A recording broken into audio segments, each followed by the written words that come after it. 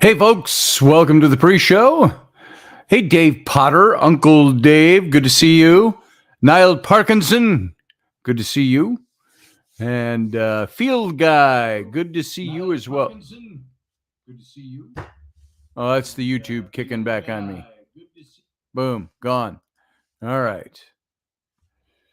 I got to take the sound down a little bit. The stream will start at 3 minutes after. So everybody hold on to your butts for a minute or two, and we'll get rolling here. I think that's all I have. Let me double check my scheduled time on here. Yep, 9:03 to 9:58 tonight. 9:58 is the end of the radio show. So we got about a minute and 45 seconds, and we go live over on Subspace Radio. No, you won't, says Grumpy Stack. Yeah, I will. Liar. Up. Whore. There you go. How's that, Grumpy? There's my comeback. See, he didn't contradict me. All right. So how's everybody tonight? How was your week? I hope your week went well. You're welcome. You're welcome, Grumpy. So, I don't have much to say in the pre-show tonight. We're going to talk about ghosts. We're going to open it up for everybody to call in with their ghost stories. Niall, if you have some good ghost stories, I'm going to be telling some tales from Ireland, more current day, I guess, but, well, not really. Some of them are historical ghost tales. So it's not paranormal investigation, it's ghost stories. So maybe you've got some good ones up your sleeve. And what do we got? We got about 20 seconds, and we go live. So if you all sit tight, I'm going to go dark and port down the mic. And we're going to go live. Stand by.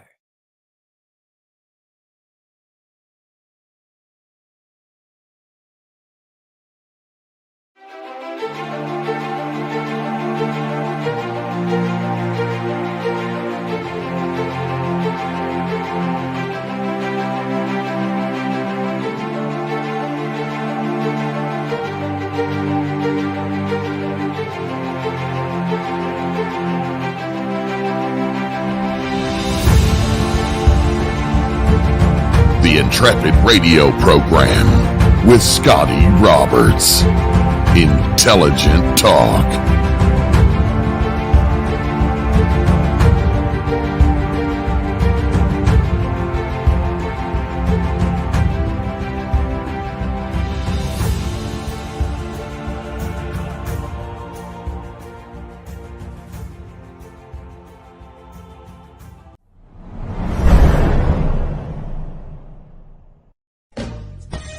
Are you looking for a really awesome and amazing graphic designer? How about an illustrator or a photographer? This is Rainey Roberts, and I wanted to tell you how you can get my designer, illustrator husband, Scotty Roberts, to work for you on your project. Do you have an awesome self-published book but no cover, or even worse, a cover that really sucks? Do you need a kick-ass logo for your company or some f***ing awesome graphic designs for your ads or website? Then get in touch with my husband for the best f***ing awesome kick-ass design and illustration. He knows his stuff, and he's been at this for more years than I've been alive. Go to ScottAllenRoberts.com. That's Scott with 2 T's, ALANROBERTS.com to take a look at his online portfolio of work, or call 651-468-8115. Now go out and kick some ass with some kick-ass graphic design. Hire my dad so he can take me to Disneyland.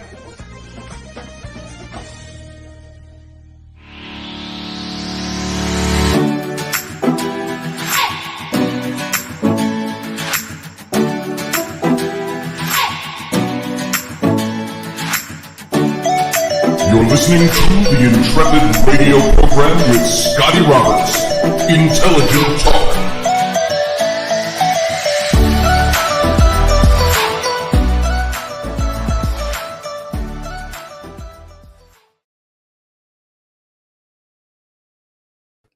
Hey, folks. Happy Friday evening. Welcome to the program.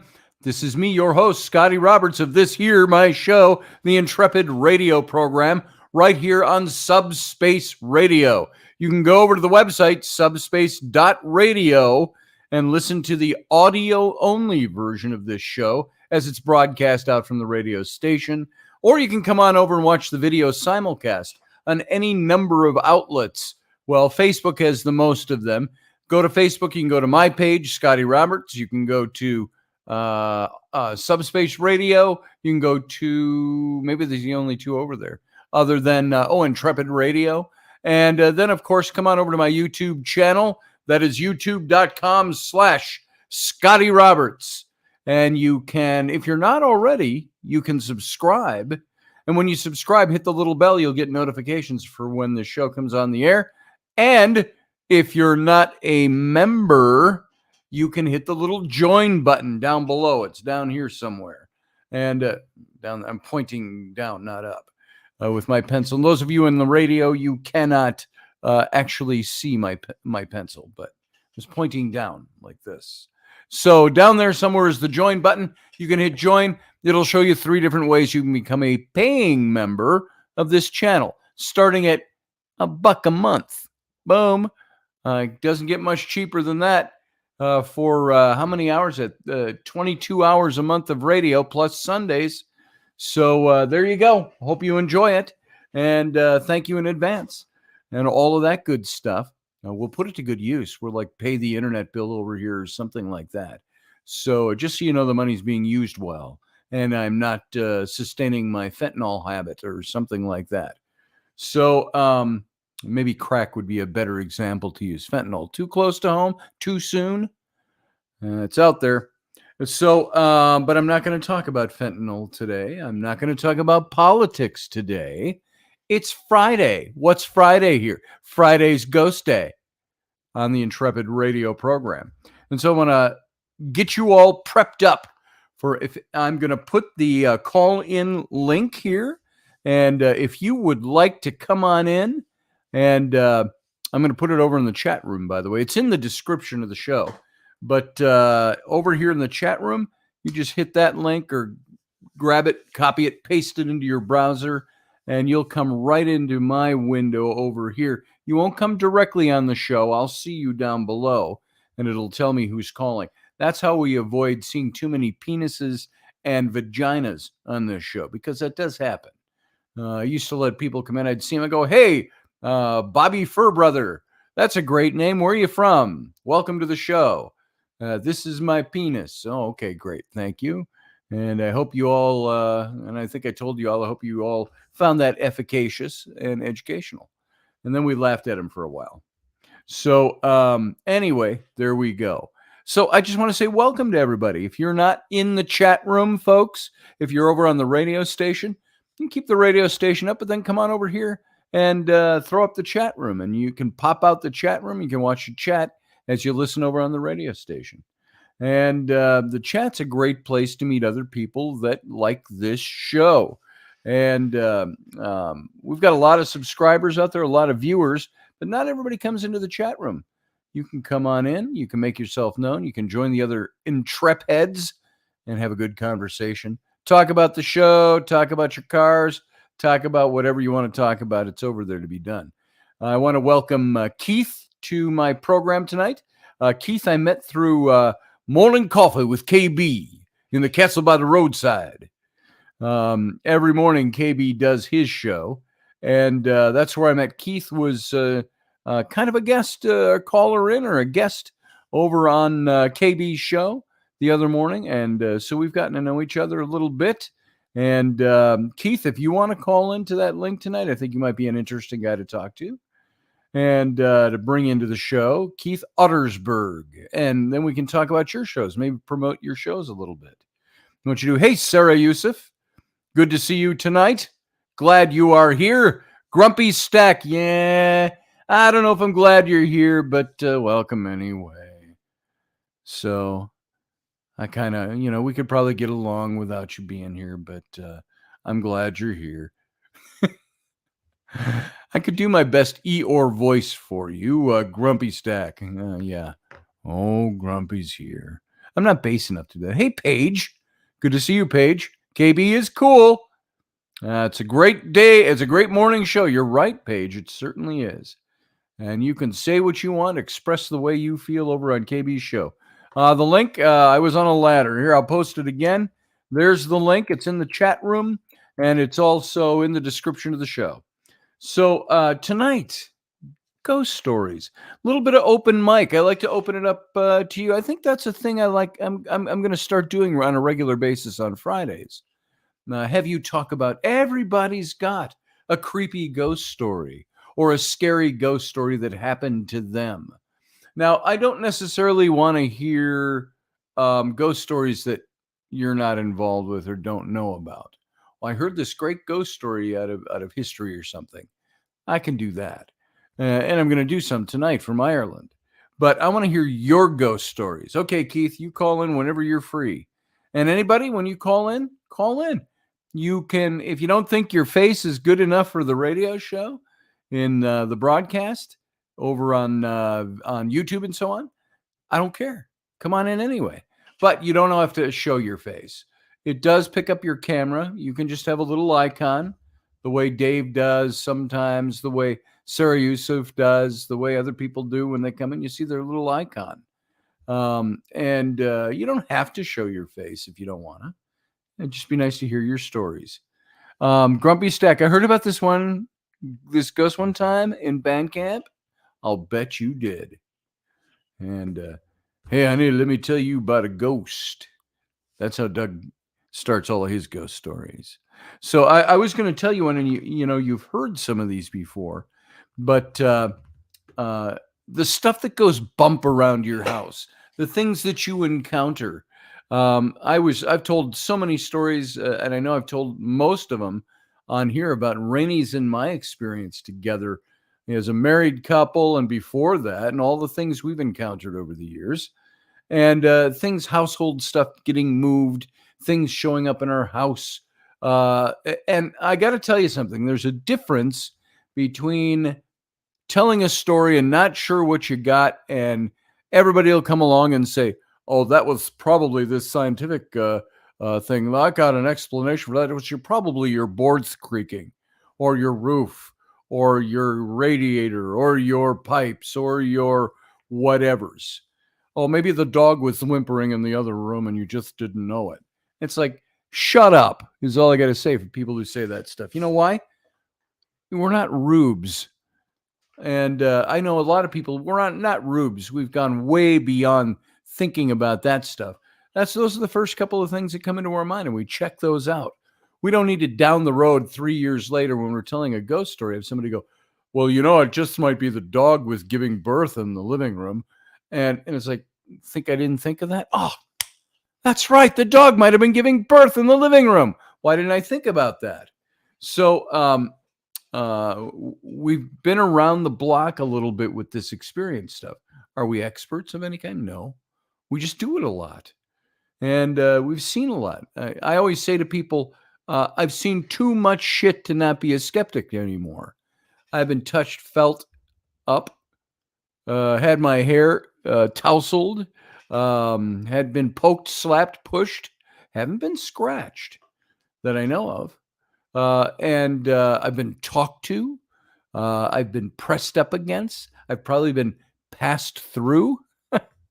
I've experienced all of this stuff, and all that to just say we've been around that block and we've heard that stuff, and we've been doing this I've been doing it since before I met Rainey. So a good 25 years I've been doing some of this stuff, and some of you are the same way. And Sarah says, "Oh, I'm that type of person. What, the skeptic or the been around the block, not a rube type of person?" So yeah, it's okay if people want to say, generally the people who are telling me that are people that don't know me and they haven't heard any of my stories before or any of my experiences. And but it's like the internet. Everybody's got something to say. Until you ask them to say something, then they shut up. So there was one story, and I may have told you this. I was thinking of it tonight because I was washing dishes with my son Flynn, because the dishwasher's broken again. We got to take apart the hoses and see if anything's clogged in it. But Rainey and I were in the ranch house. So this is back when we were at the ranch. Andrea Molnix, if you're in the audience there somewhere, this is the time that we were all living at the ranch. And we were sitting out in the living room. It was broad daylight. It was middle of the afternoon or something like that. And we heard this from the living room out in the kitchen. Excuse me. Had kind of an open layout there. And we heard this ping and then clatter, clatter, clatter, clatter, clatter coming out of the kitchen. What the hell was that? And we both walked out into the kitchen to find out what the noise was. And all we could find was one of the butcher knives, about that big, handle about like that, and the blade. And the blade was snapped in half.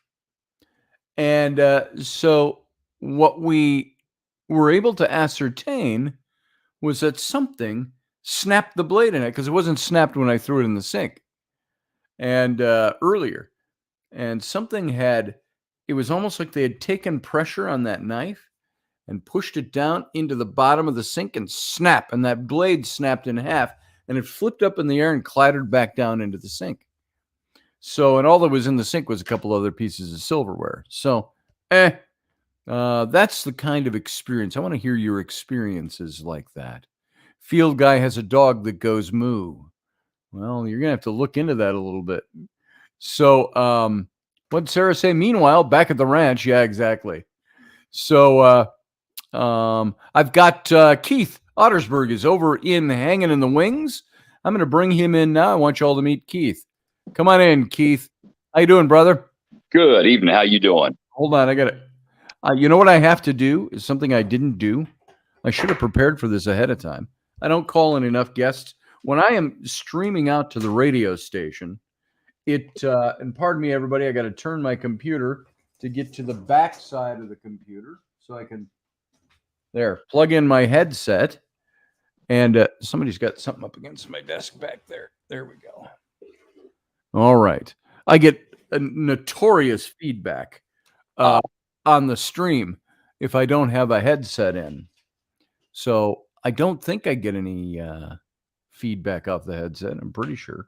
All right, there, we're set. Now I can hear you and not blow out the ears of everybody on the radio. Cool. How you doing tonight, man? I'm doing good, man. It's good to see you. Good to see you. Good to see you. Welcome to the Dead Files house of Wymore, Nebraska. Oh, that's right. Yeah, give people a little background on that. Yeah, I'm sure a lot of people have heard of the TV show called The Dead Files. Yeah. I was on it. I have been plagued with the paranormal since I was 6 years old. It was not a pleasant life. I was held not only in this house, but every house that we've lived in, we were plagued with paranormal. I was grabbed like this by the throat and raised up off the floor and held against the wall by something I could not see. I still got red marks right here and right here from that. Oh boy.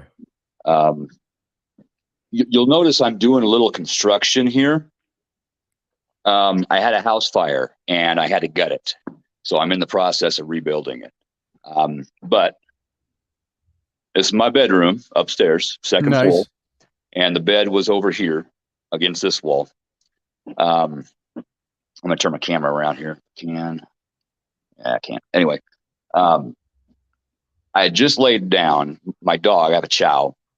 She ain't afraid of nothing. Wasn't. She passed. But I heard her start barking. And I'd never heard her bark like that before. And so I was just starting to get up out of bed. And I heard this thump. And she yelped. And she was quiet. I'm like, what is going on? Well, right then, here's my stairs.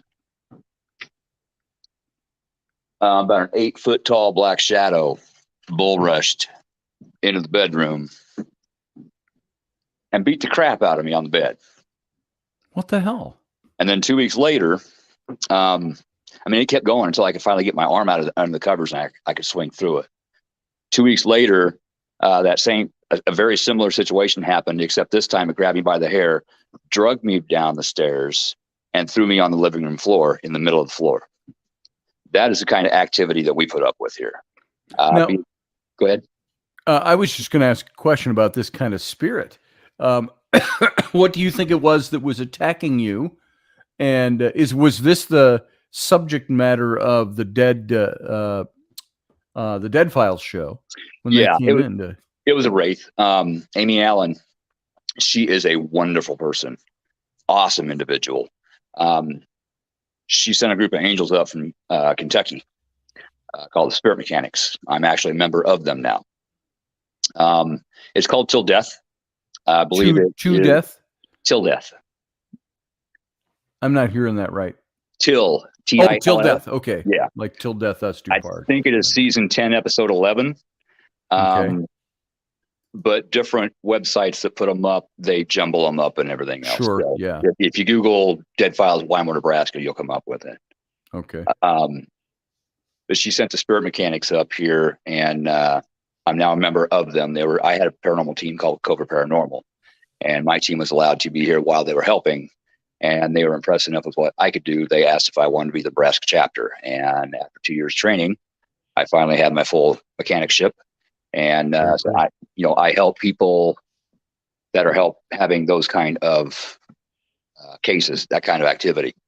That's what we go out and take care of. The Spirit Mechanics is kind of Amy's go-to team. She's got some others out there, but whenever she can, she uses us. So that's pretty cool. Yeah, and I actually got to go down to Florida and help on a case. And met some wonderful people down there, the Barones. Yeah, awesome individuals.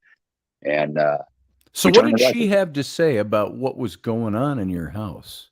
During the reveal, when we were filming the reveal, she had her phone out under the table messaging the mechanics, how soon can you get to Nebraska? Oh. And they're like, how soon do you need us? Now. Wow. So she's not supposed to do that. So shh. Yeah. I won't tell anyone. But I've had several, teams come into my home, multiple homes, and investigate to try to figure out what was going on, because it was affecting my life, my relationships, et cetera. And naturally, they got evidence and stuff, but nobody could ever figure out how to fix it. I finally got tired of it. I just started looking for help, and I got on teams so I could learn. I formed my own team so I could learn and help people. And eventually I just started, going through the different TV shows, and I saw Amy Allen. I'm like, that's who I need here.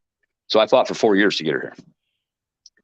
And I did it. I got the help I needed. Good.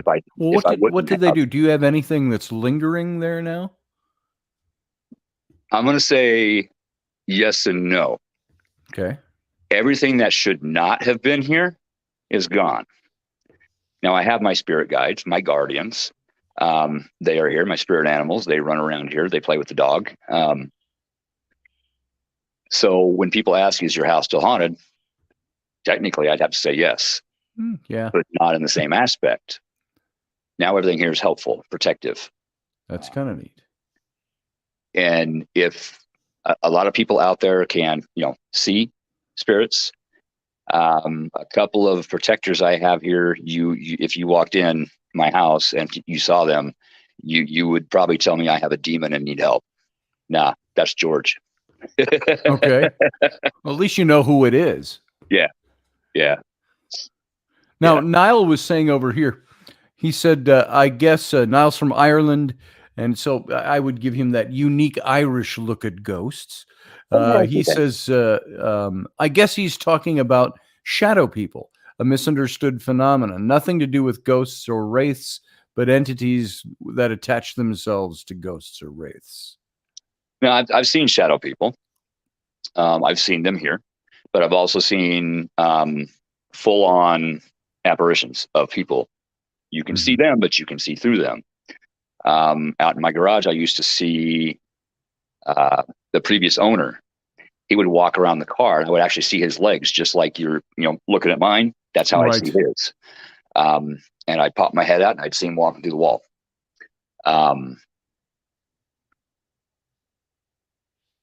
Shadow people, a lot of people have a misconception that all shadow people are negative. That's not a thing. And not all ghosts. Some people who don't know much about this stuff at all think that ghosts are all negative. Just because you have a ghost or a spirit in your house doesn't mean it's something negative. Yeah, it's a spirit. A human spirit was human. If they're still stuck here, guess what? They're still human.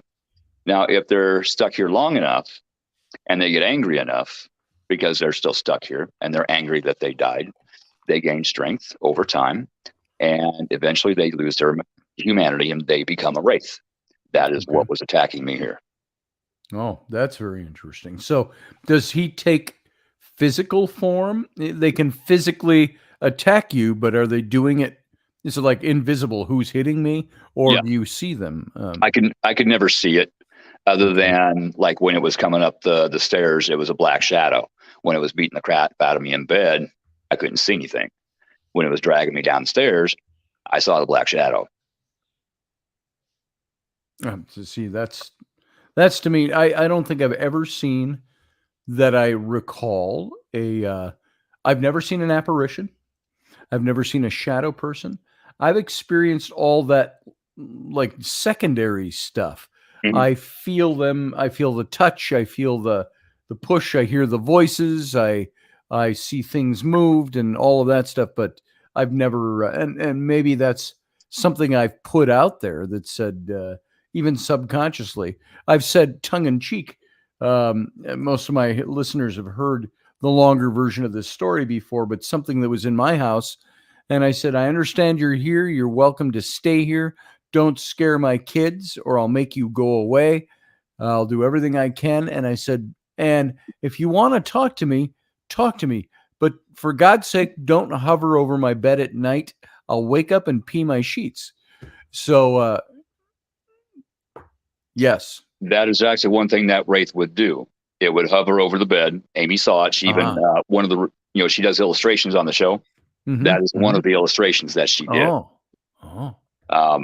It was essentially choking me out at night. Wow. See, I haven't been attacked in that way. People would ask the question, how would you answer the question if people say, can ghosts hurt you? Yes. Yes. Absolutely. Absolutely, now, they can. Would that be ghosts in general, like the umbrella, or would it be a certain kind of ghost? Can ghosts do that? Does it have to be a wraith? Does it have to be an entity of some kind? Human spirits can harm you. Okay. Wraiths can harm you. Elementals can harm you. Elementals, fae. There's a lot of different kind of fae out there. Most people say fairy. It's fae.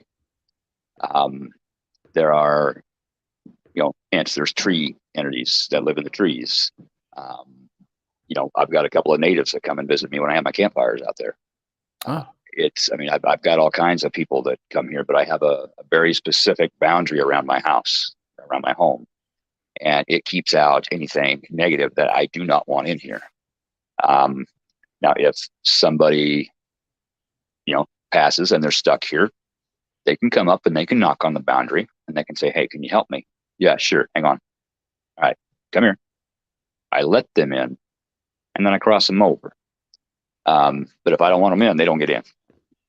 That's interesting. Now, is this something that you did? You put this up, a protection, a boundary of some kind? Yes. Yeah. And how is that done exactly? Is it just an intention thing? Do you have, obviously, a certain ritual or a certain ceremony or certain acts you have to go through to get it done? But is that more, that's intangible because you're not building a physical wall, obviously. Right. It's an energetic wall. It's kind of a trade secret that we don't just put out everywhere. But essentially, there are items in the yard around the house that I charge up. I do Reiki. And so I use Reiki energy to charge those up every new moon and full moon. And that keeps that barrier top notch. Nice. Something actually, in fact, I think I was on live feed once when I was doing it, when it happened. Something tried to get through the barrier and it was going so fast that when it hit, it shook the house. Really? Yeah. It's like, it hit a brick wall, but it was an energy wall.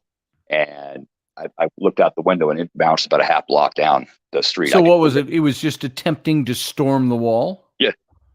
Yeah, trying to break through it. That's crazy stuff. Wymore's a very haunted town. It's a town of 1,683 people, but it's one of the most haunted towns around here. Anywhere you go, there's spirits. Sure.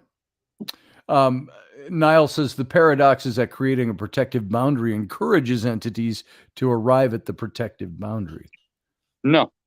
That's interesting. You don't think so? No, I don't think so. I don't think so. If I did, I would have everything in this town at my waiting boundary. on your doorstep, so to speak. I don't. Okay.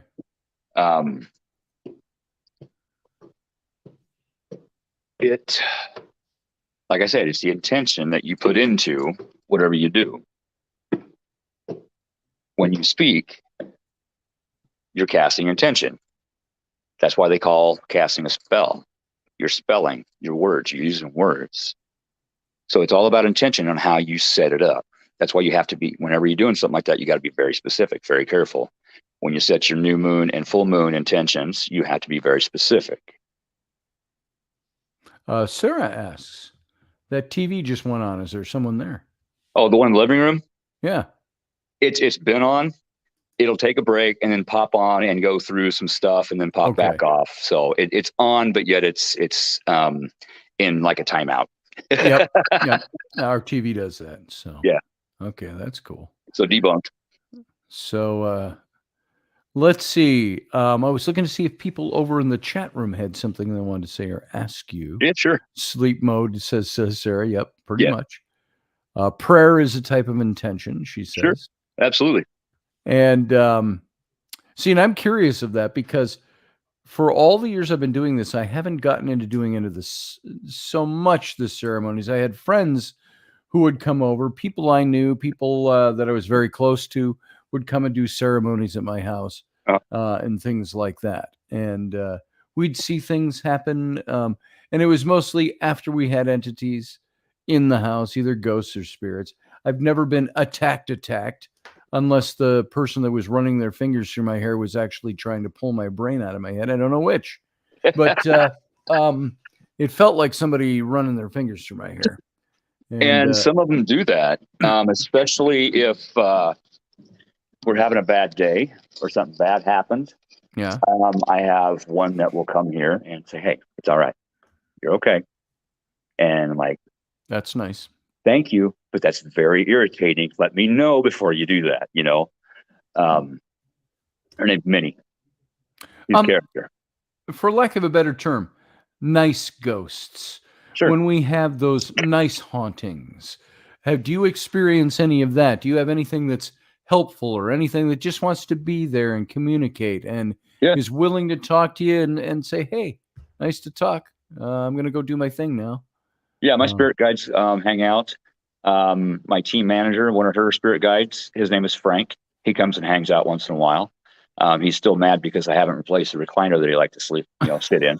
Nice. So he's actually, saying, when are you going to get the chair? Yes. Well, that's interesting because, I don't get lots of that. Again, we try to keep the house pretty clean of stuff. Yeah. We don't do a lot of things in the house, mostly because Rainey doesn't want anything. There's plenty enough walking around here already.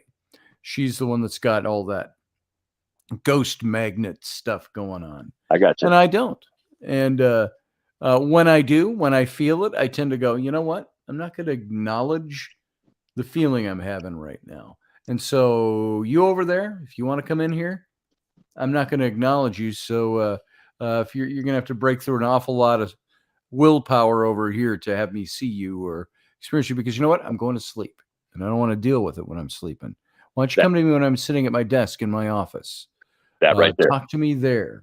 Reveal yourself there. So boundaries are huge. If you have, you own your home. Mm-hmm. You are the master of your home. You decide who is and who is not allowed into your home. Right. Sometimes it works just to say, "Hey, you need to move on, please. I'm not comfortable with you here." Sometimes you have to be forceful. This is my house. Get them out now, or I will remove you, and you will Or I not will like remove how you. I remove you. There is your choice. I'm giving you your free will. This or this. Which is it? Mm-hmm. And it's like way back when Rainey and I started, and again, stories I've told on this show before. But at that house, after Rainey, we weren't quite dating yet, Mhm. and she was over at the house with a couple of friends. Big storms in the city. She lost her power, so she came over, and we were all hanging out. And she took a shower and came out and said something had. She was drenching wet, but in her clothes. Mhm. She said something opened the drawer to the vanity right in front of her. She watched it open and slam shut. And she said, and then a little handprint formed in the mirror and was just dripping down. It was like a child's handprint. Okay. And she said, okay, done in the bathroom. And she threw on her clothes and came out. Okay. And What was in the drawer? it was just the vanity in the bathroom. Okay. So nothing in particular that we could tell. But what we kind of put together was there was that little handprint, Uh-huh. and it was up too high. My son was 4 years old, but he wouldn't have been able to reach as high on the mirror Yeah. if he had crawled up on top of the vanity. But what we noticed was the vanity was open like steps. So it was almost Okay. like something created stairway to get to the top of the vanity. This drawer opened this much. This drawer opened Yep. this much. This drawer opened this much. Stand on the sink and put the hand on. Exactly. And we would find things like, once again, we had cats, and we would find the cats. Where are all the cats? We'd come home from somewhere, and all the cats were closed up in the bathroom, and all the drawers were opened up in that stair step thing. But those drawers prevented the door from opening. So you could get the door open about that much, and we'd have to stick a knife in there to close the drawers to, there's my little girl, Ellery. Hi That's there. Keith. Can you say hi? You can't hear him unless you put in one side of these. I am on the radio, so I can't do a lot of stuff for you right now. All right. Hi This there. is the 7-year-old. How you doing? Good. Good. It's nice to meet you. What's your name? Why? So you can tell him. You tell Ellery. There you go. Hello, Ellery. It's nice. All to right. meet you. I'm Keith. That's Keith. And so When's mom gonna be home? I'm on radio, so I can't really answer that question for you right now. But Yes, you can. Mom will be home shortly, as far as I know. Then Why don't you take my phone? Don't call her. She may. She's probably done with her appointment by now, but you've got that if she messages. You can check the messages, okay? There you See go. you later. Bye. You gonna make it? You okay? She banged her knee on my file cabinet. Sitting on the floor. So yeah, Mom's out doing. Rainey's a massage therapist, so she had Okay. I got you. a couple of massages down at one of the hotels here in town, out of town. It's over toward the cities, and so she should be home shortly. You gonna make it? Familial interlude, folks.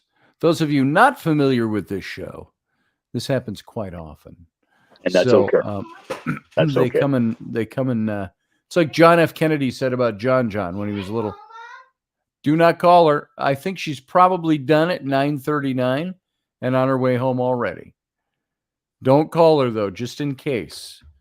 You never know. She might be doing a massage from 8:30 to 10 o'clock, one of the 90-minute ones. So, thank you. I don't know what I was going to say anymore. But that one especially is the precocious interrupter, I while got the you. others are just, interrupters. It's all good. So, let's see. What does Chuck Thurston say? Everything's seen being small, the handprint and all, odd effective animals, things go missing and show up in bunches in odd places. Yeah, exactly.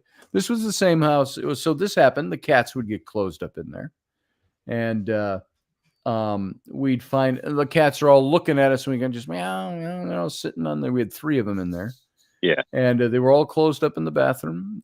I pulled that vanity apart to try to find out, okay, what's causing, could the cats have done something? Could they have crawled under the sink and done something? But no, they would have had to open the cabinet doors. Yeah. But it was one of those, it was an older house, but it had a newer vanity put in. And it was one of those where all the cabinets had their own walls. So you couldn't like get behind the drawers or anything like that. Right. And they were also what I've referred to as spring loaded, meaning if you take the edge and you pull the drawer open about a half an inch and let go, it snaps back into place. So Sure. they can't just roll open. And I think my wife is home. I think I heard her talking to the child. So Interesting timing. But we had that going on. Dave Potter, Uncle Dave in the chat room says that house always had things happening in it. Yeah, that's very true. And we had all kinds of stuff happening in that house. And there was one, and again, my listeners have heard this before, but just for your sake, Keith, there was one day I had a good friend, Amanda, and her mom came over for dinner. And I was looking at some point throughout the night, I was looking for a rubber band. I needed a rubber band for something, wrap something up or something. Yeah. And I said, they were right here in my desk drawer, and now they're not here. And I was a little bit, that's really odd. And I looked around, I couldn't find this big bag of rubber bands. Well, the next morning, everybody's gone. My kids were at their mom's for the weekend. So I got no kids in the house, and Amanda and her mom left late at night. And in the morning, I went to put my shoes on to step outside. I had these slip-on shoes by my desk. Yeah. And I've something in the toes, and I pulled my shoes off, and I look, there's a bunch of rubber bands stuffed in the toes of all my shoes, or of those two shoes. And nobody had been in the house. So it was very interesting. It was like, I looked up and I went, very funny. Thank you for finding my rubber bands. We had a lot of stuff like that happen too. Stuff moving, stuff getting hid. It would show up 6 months later, after you replaced it. One interesting story I can tell you though is the wraith loved to cause division between people, especially relationships, and it did that. But I woke up Hey there, come on over. one morning, and my wedding ring was gone off my finger. Oh. Now, one of the ways I used to go to sleep, my wife at the time, she did out-of-town nursing, so she'd be gone for 2 or 3 days at a time. One of the ways that I went to sleep was I would sit there and use my thumb just to circle my wedding ring on my finger. It relaxed me. So I know it was on. And woke up the next morning, it was gone. I tore the house apart before I had to go to work. I came home at noon and tore the house apart. And I came home after work and tore the house apart.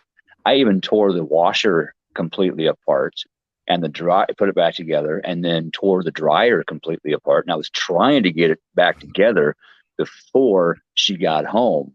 And she walked in when I was halfway done. She's like, "Your ring's gone, isn't it?" Huh. Now, I found it 6 months later.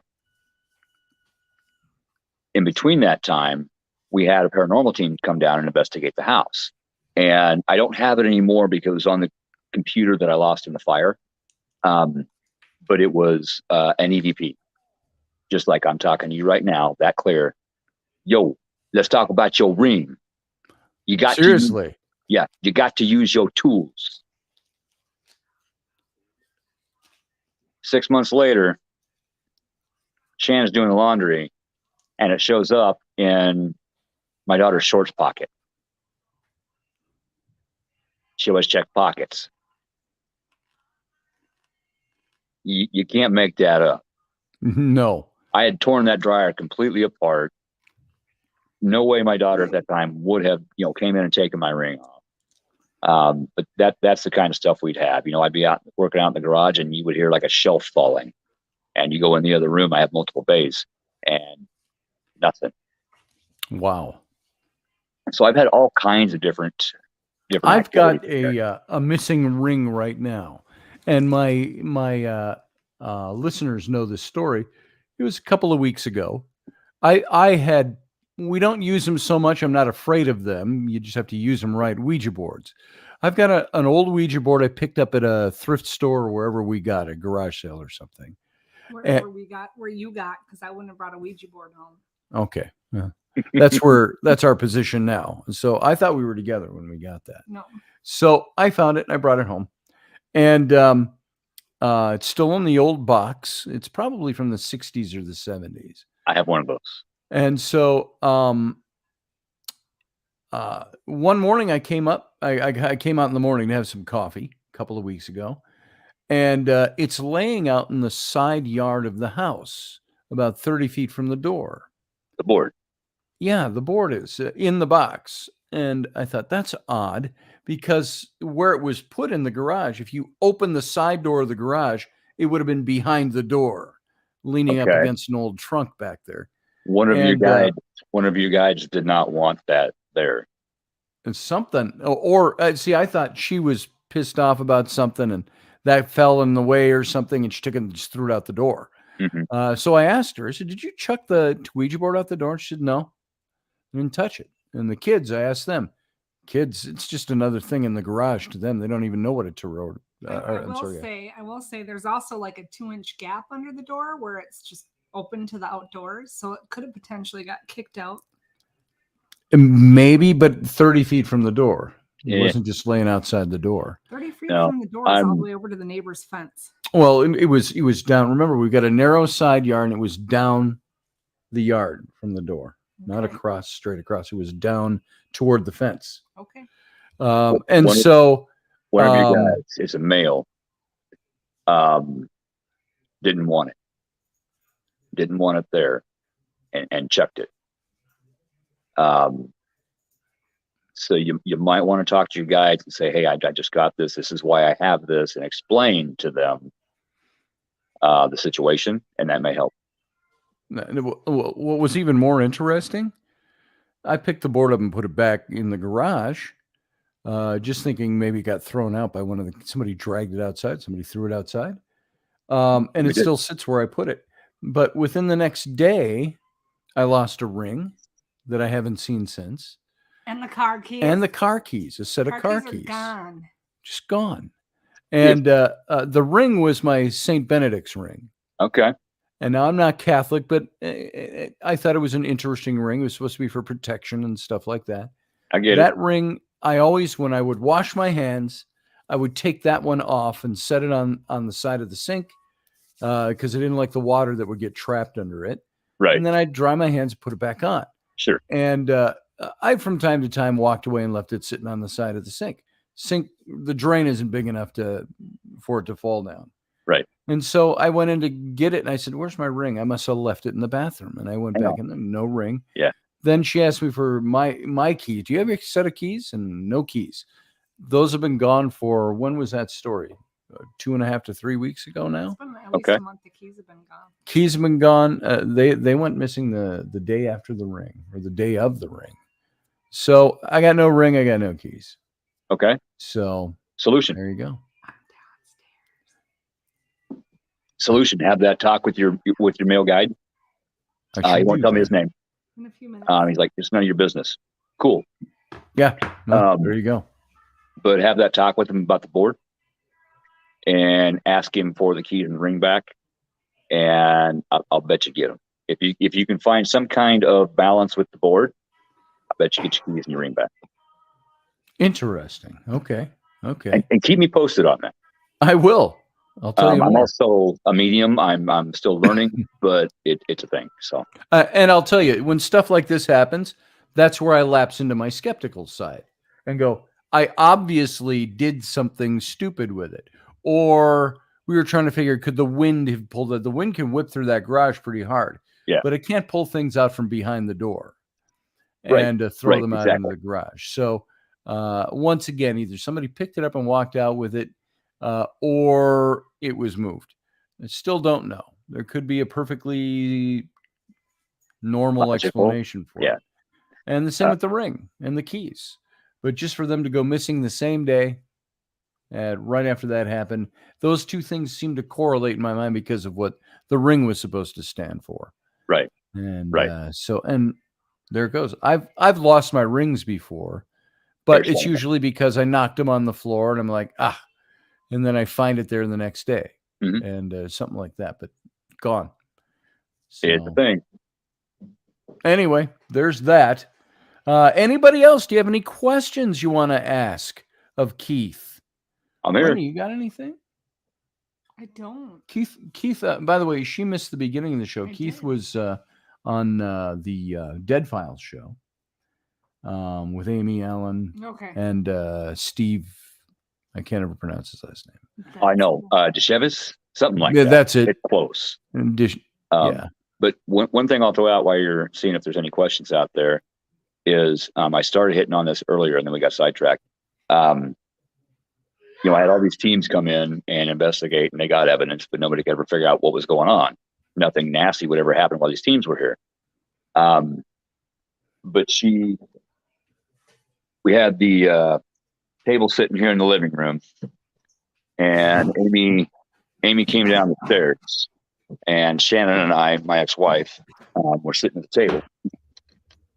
And as soon as Amy started walking down the stairs, I looked up at her and she looked down at me. The look of horror on her face is undescribable. Oh. She knew right then and there what the issue was. And that's why she got her phone out and said, how fast can you get up here? Because the issue was me. I was the issue. Not exactly me, though, what was inside of me. Now I have an understanding of a lot of things that happened throughout my life. I was not the only individual in my life. There was also another entity within me. I got possessed when I was 6 years old. And so I became this person that I wasn't supposed to be. And then when Steve removed said entity and ended said entity, it grasped the last, I'm taking this with me. And half of my memories from my life wow. were gone. I used to be able to play the saxophone really well. And I can barely play Mary Had a Little Lamb now. That was not supposed to be here. That's a gnat. Now I've never heard of that kind of thing happening, or maybe I've neither. heard of that kind of thing happening without knowing that it's a similar kind of a thing on a spiritual or supernatural realm. They hadn't either. But when that thing got removed, they did a lot of aftercare with me. You have to do aftercare with your clients when you remove negative things. Because your body, your spirit gets used to that negative energy. It gets addicted to it. So what happens when you take, say, a drug away from an addict? They crave it. They're going to go out and find it. So Steve and the spirit mechanics, they were phenomenal in helping me to learn not to invite things back in, because all of a sudden I was alone here for the first time in my life. There was nothing here.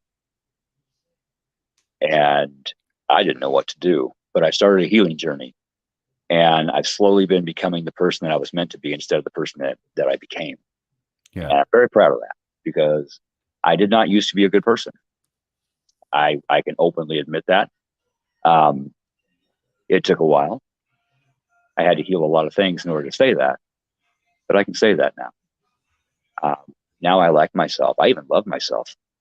Well, that's good. I'm a better person. And it takes a lot of work to recover from something like that. Yeah. So, it's not a one and done. These teams that go in and remove everything, say they remove everything and okay, you're good. No, you got to keep working with that client. It takes time to train that client how not to invite things back in, how to keep their homes clean, what stones to put where for protection to help keep stuff out. It's an interesting project.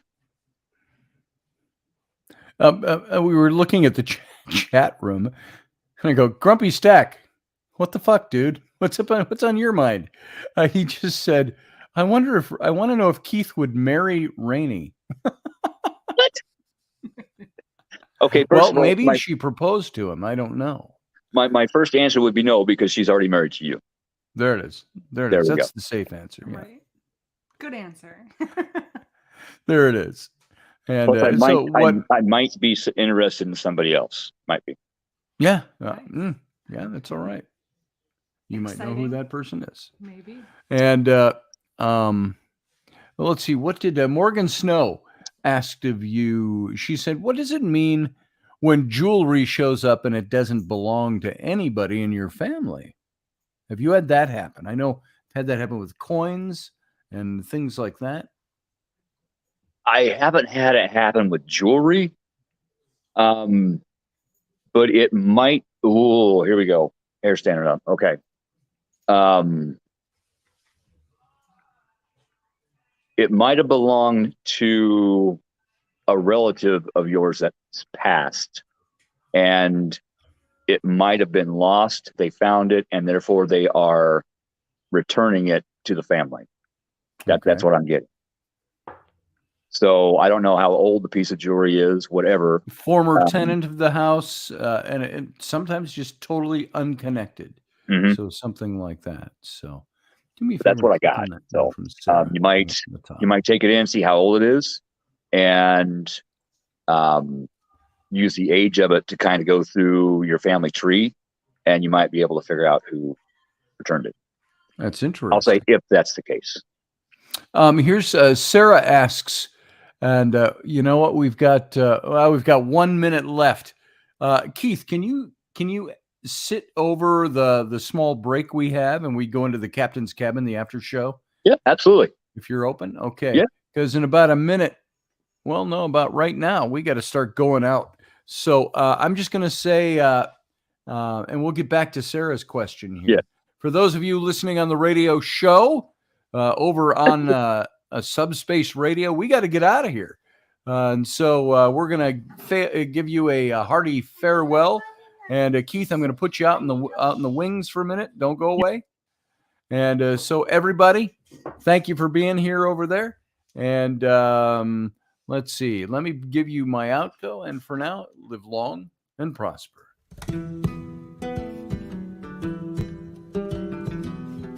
Join us every weeknight at 9 p.m. Central Standard Time, 10 p.m. Eastern. The Intrepid Radio Program, a Scotty Roberts Productions broadcast.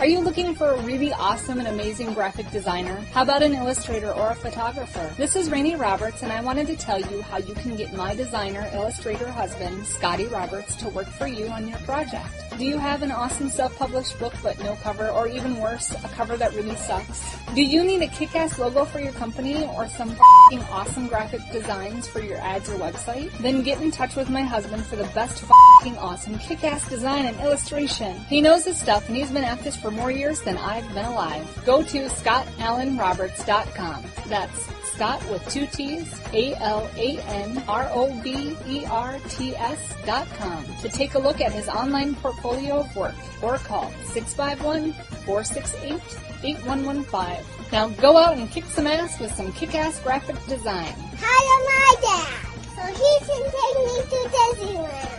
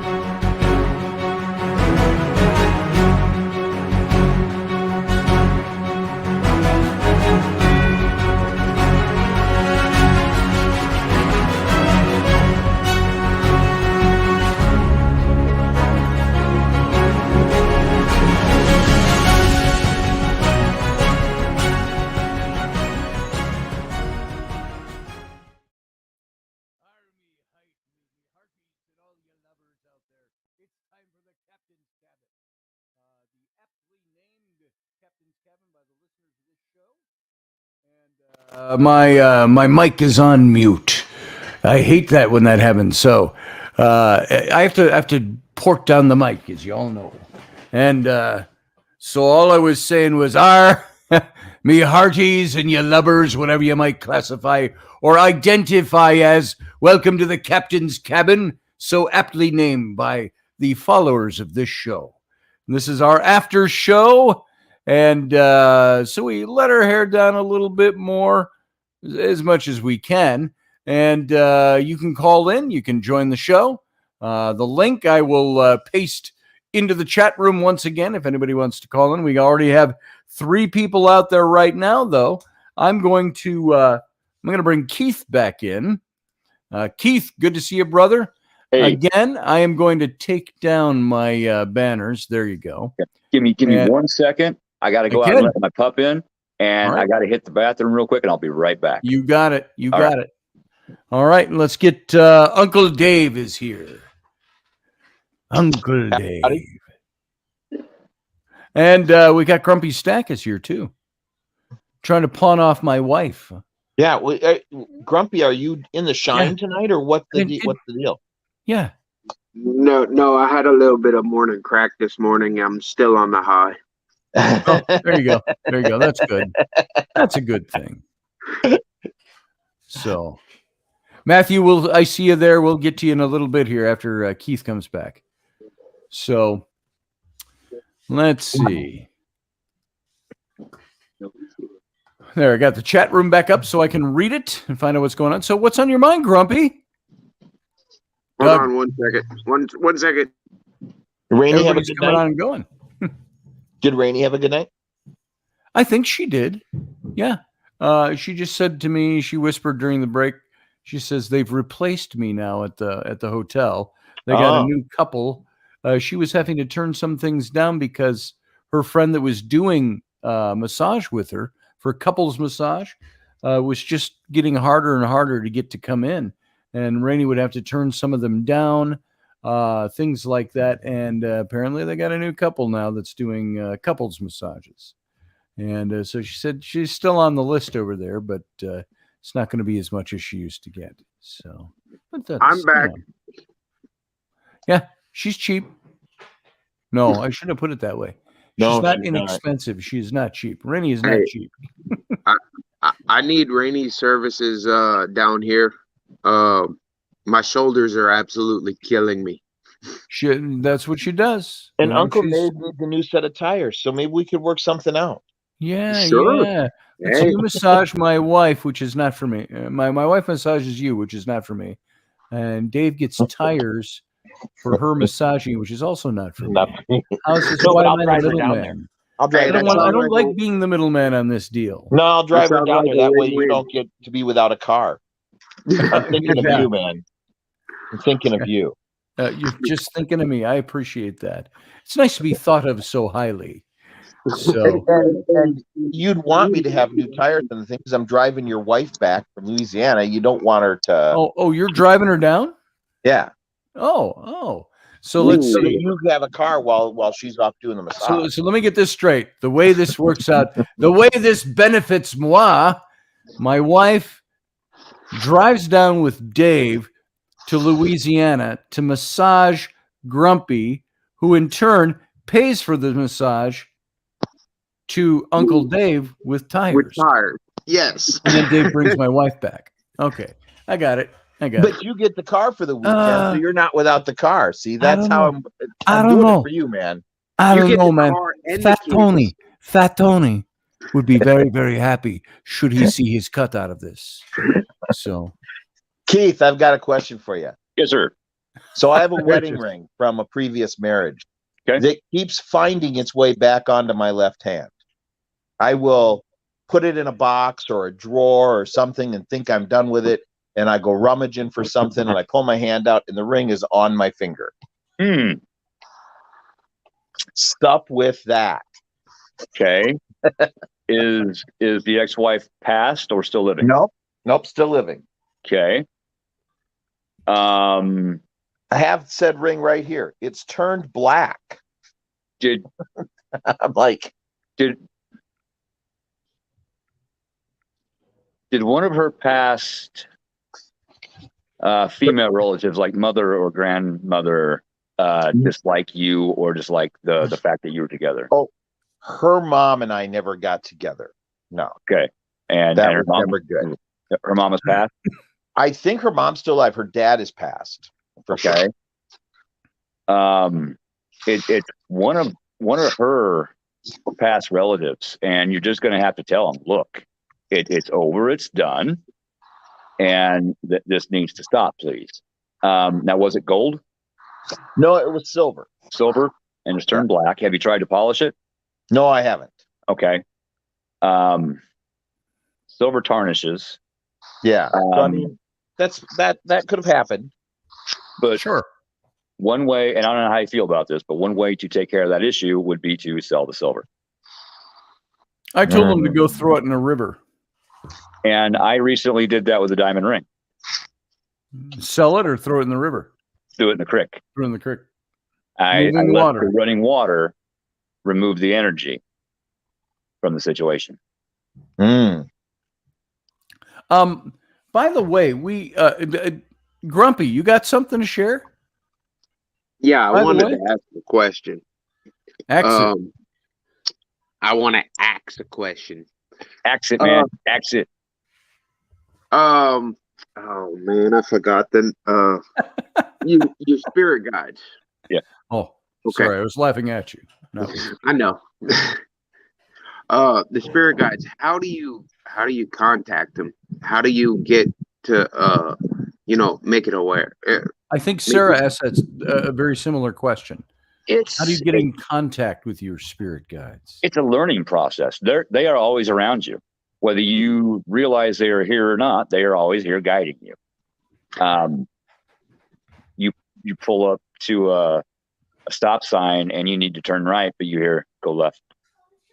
So you go left. You don't know why, but there's an accident that happens down the street. If you would have went right, you would have been in it. They're always here guiding us, and we may not realize it. I mean, I hear them. I'm trying to figure out how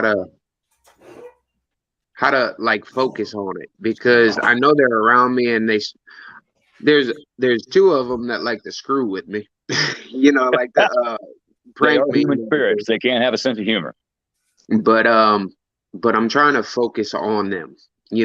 Trying to bring it into focus more. Okay. Just be specific. Okay. My spirit guides. Don't say, you're okay to talk to me, because that opens it up to everybody. Say my spirit guides that are here to help me. I'm willing to listen. I'm willing to learn who you are. Help me understand who you are. You might go to a medium and have a session. I still don't know who all my spirit guides are. They rotate. Like next shift. You got first, second, third shift. They rotate. So I don't always have the same spirit guides here. Some of them are kind of assholes. Some of them are kind of comical. Some of them are very caring. And most of them get pissed off at me when I don't listen, because I'm a Scorpio. And if you tell me to do something, I ain't going to do it. I have been told I have spirit guides.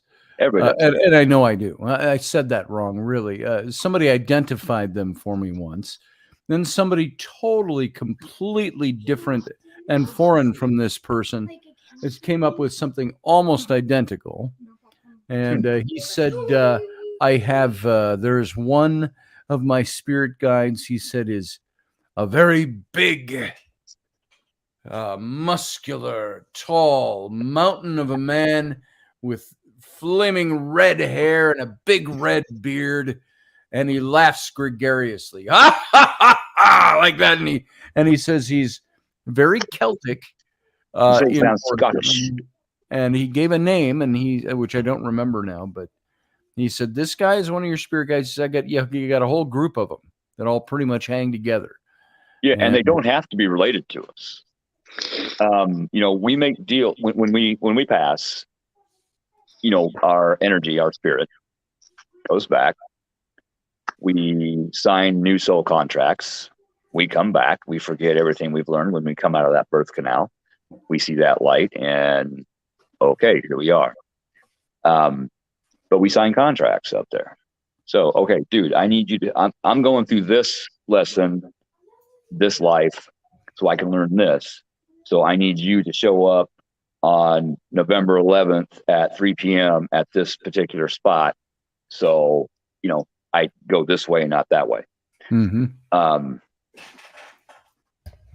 Now, do we listen? That's our choice. We have free will. Spirit gave us free will, and our spirit guides, they have free will. The spirits that we help in the paranormal cases, they have free will. So we got to be very careful not to take that free will away from anybody. That's why, when you're dealing with a case, it's like, okay, I see you. You're going to do this, or I'm going to do this. Your choice. Kendall Blanchard, a friend of mine down in Florida, he said, is an out-of-body experience due to your spirit guide? No. Nope. Nothing to do with that? No, that's on you. That is you leaving. You always have a cord to your body. Normally it's a silver cord. And if you've ever snapped awake, like had a falling dream and snapped awake, okay, that is you having an out-of-body experience, and you snap back. Something bad happened. You snap back. Bungee? You snap back, and that's quite taxing on the human body. I do that a lot. Yeah. So I don't remember the out-of-body experience, but the waking up thing is a common way for me to wake up. Yeah, I haven't done that in a long time. When I've you're gotten dreaming? voices that wake me up sometimes. I had a flight I had to go on, and always a little anxiety. I'm not an anxious person, but a little anxiety of, okay, I've stayed up till 1 a.m. and I have to be up at 4 to go. Do I stay up or do I try to get a little sleep? And if I fall asleep, it's like, how am I going to wake up? I set all 10 alarms, and but I had a woman's voice woke me up once, and it wasn't her, and it said, Scotty, wake up. And I woke up, and right after I woke up, the alarm went off. So it was interesting. Yeah, they help us. And when we're in dream state, when we're sleeping, that is the best time for our guides to come through to us. Because our mind is, the subconscious is running it. And we are more open because we don't have all this 3D everyday work crap to deal with. We're sleeping. Our mind's working. And that's the best time and the easiest time for them to come through to us. Now, my biggest thing is I know I dream every night, but I don't remember hardly any of my dreams. That's the same way. The reason I don't remember what I dream is because I'm not allowed to.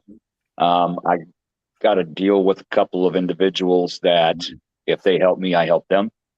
So I go out and deal with things when I'm sleeping, and some of the things that I'm dealing with aren't exactly healthy for the human psyche. So they don't allow me to remember. Now, if I remember my dream, it is something that I need to figure out. Normally the ones I remember are puzzles.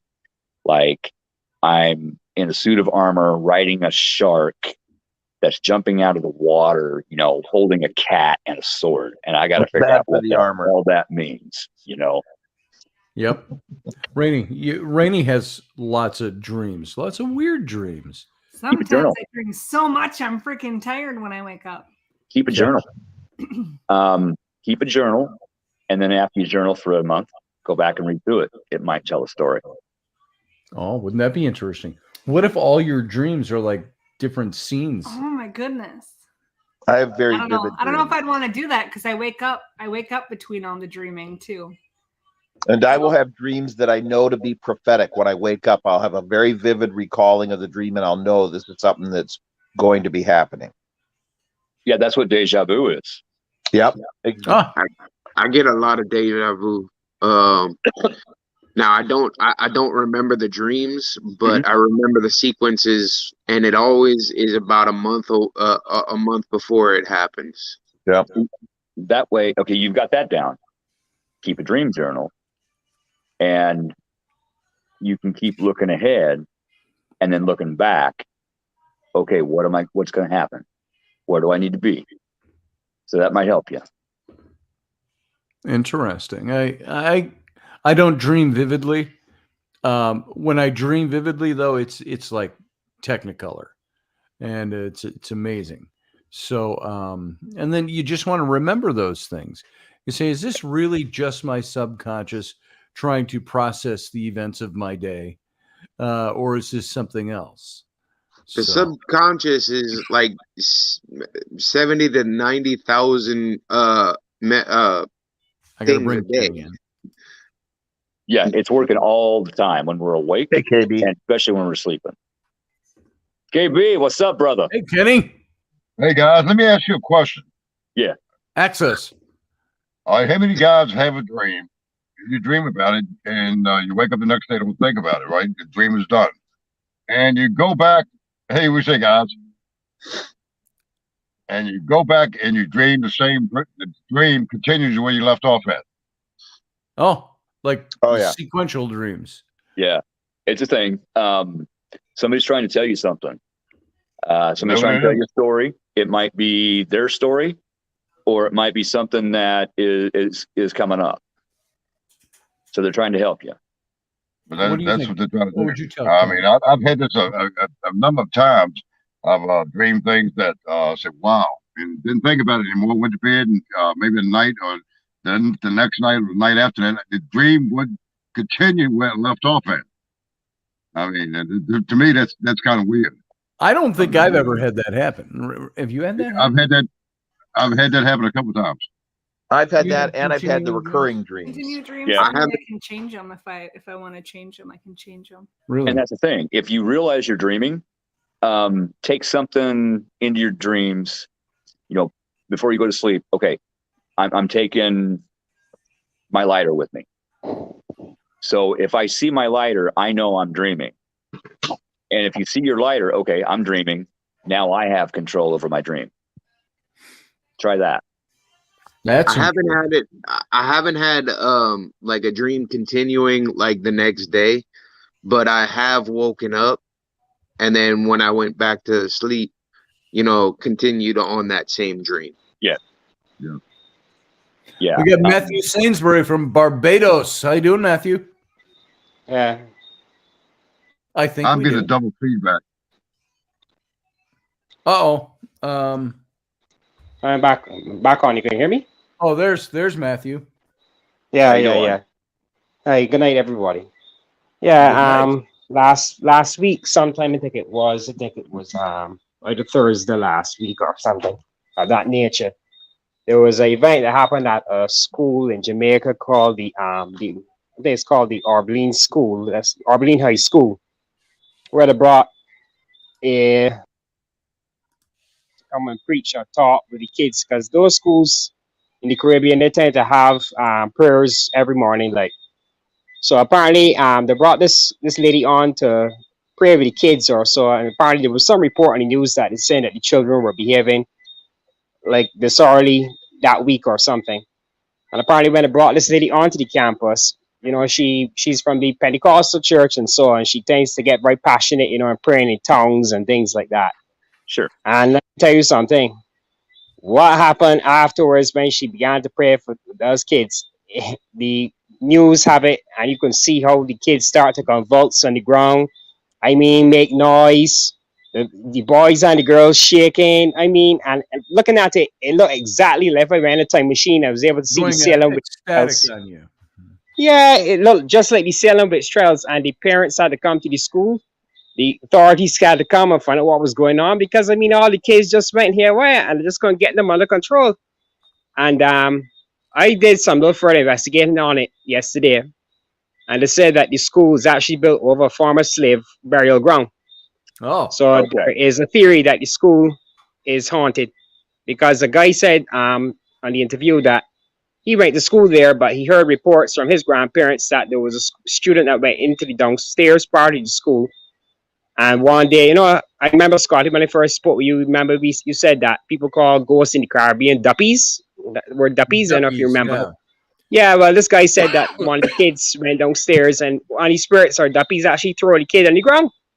So, yeah, they said that the school may have a history of hauntings. Once it's built on top of a former old slave cemetery.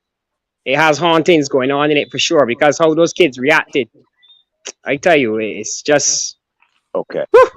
Okay. Yeah. Well, I would need to know the words of her prayers in order to get definitive, but something she said offended somebody. Now, what if the school is willing? Say maybe the principal, one of the teachers, if they're willing, whatever an offering, you know, that would be good for, you know, those people, maybe once a month, give an offering for peace for the kids. Yeah. Could be. I don't know what she said or exactly in the prayers, but apparently what triggered it off, there was some girl, she said, that came to her, and she said that the way the girl's features had looked like she was not herself. So she thought that the girl was actually possessed or something of that nature, see? So yeah, might have got jumped.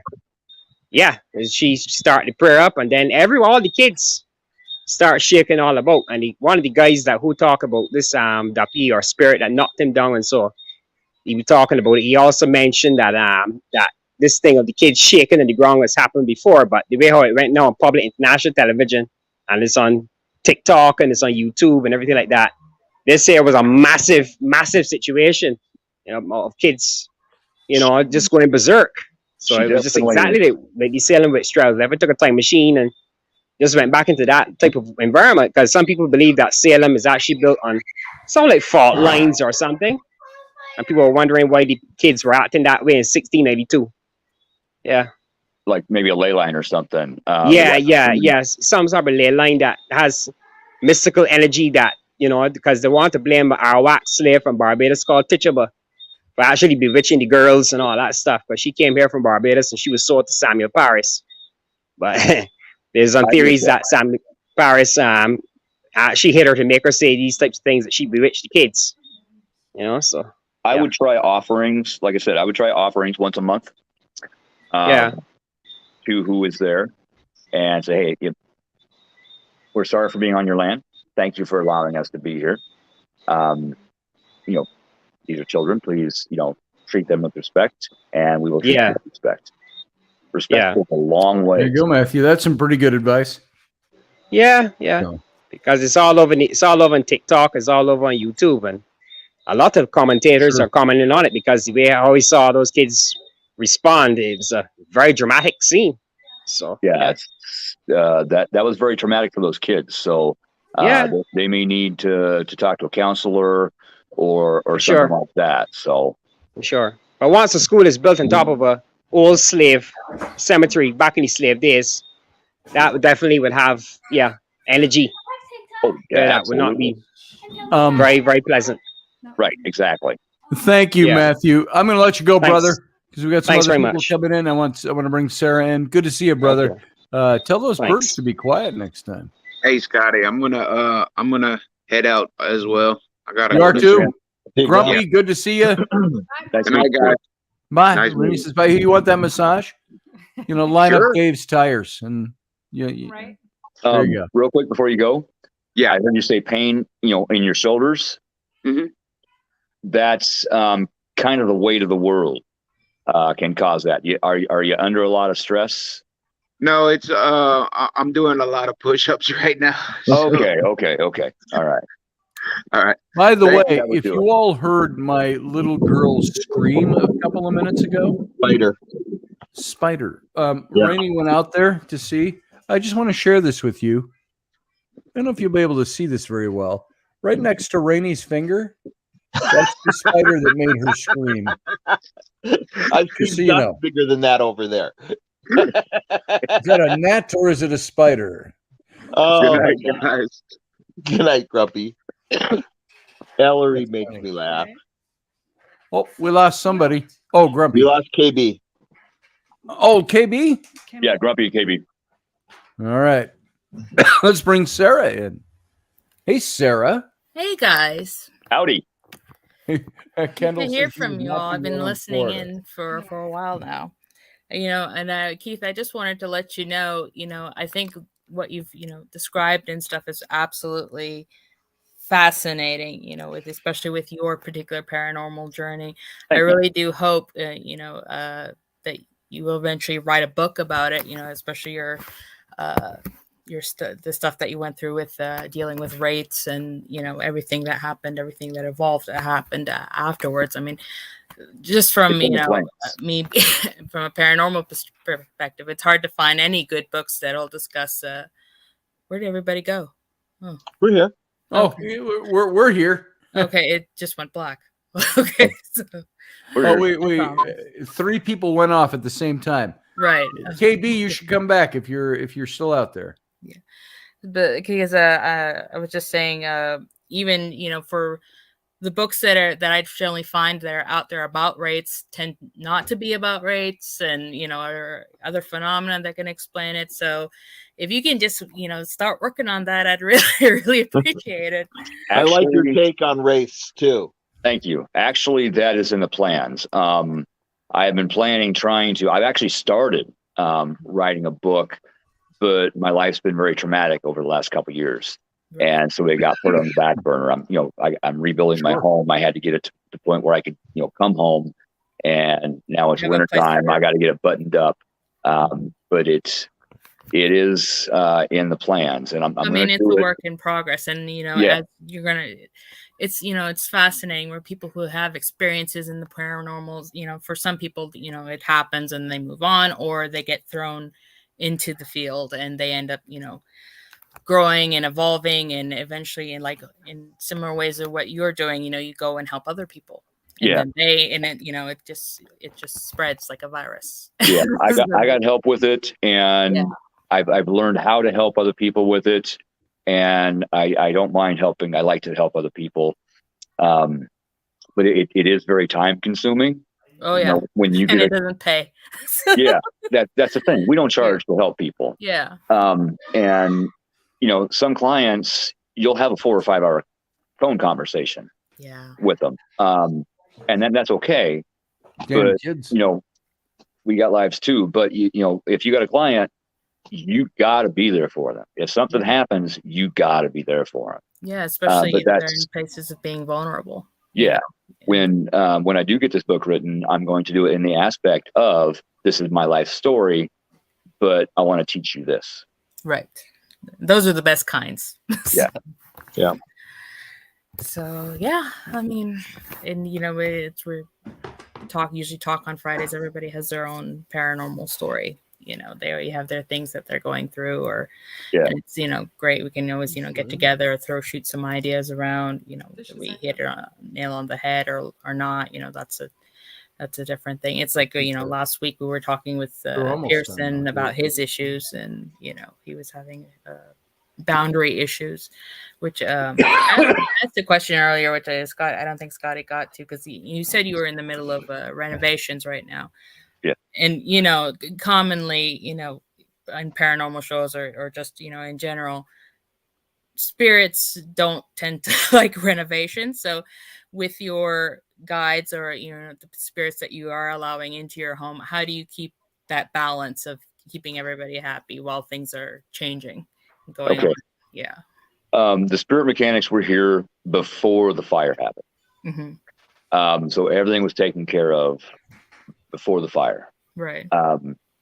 I had to gut this place. I have a basement. I have my first floor, which I'm on now, my second floor, which I was on earlier, and then my attic. Mm-hmm. I had to gut everything to the point where when you walked in my front door, you looked down, you saw the basement floor, and you looked up and you saw the roof.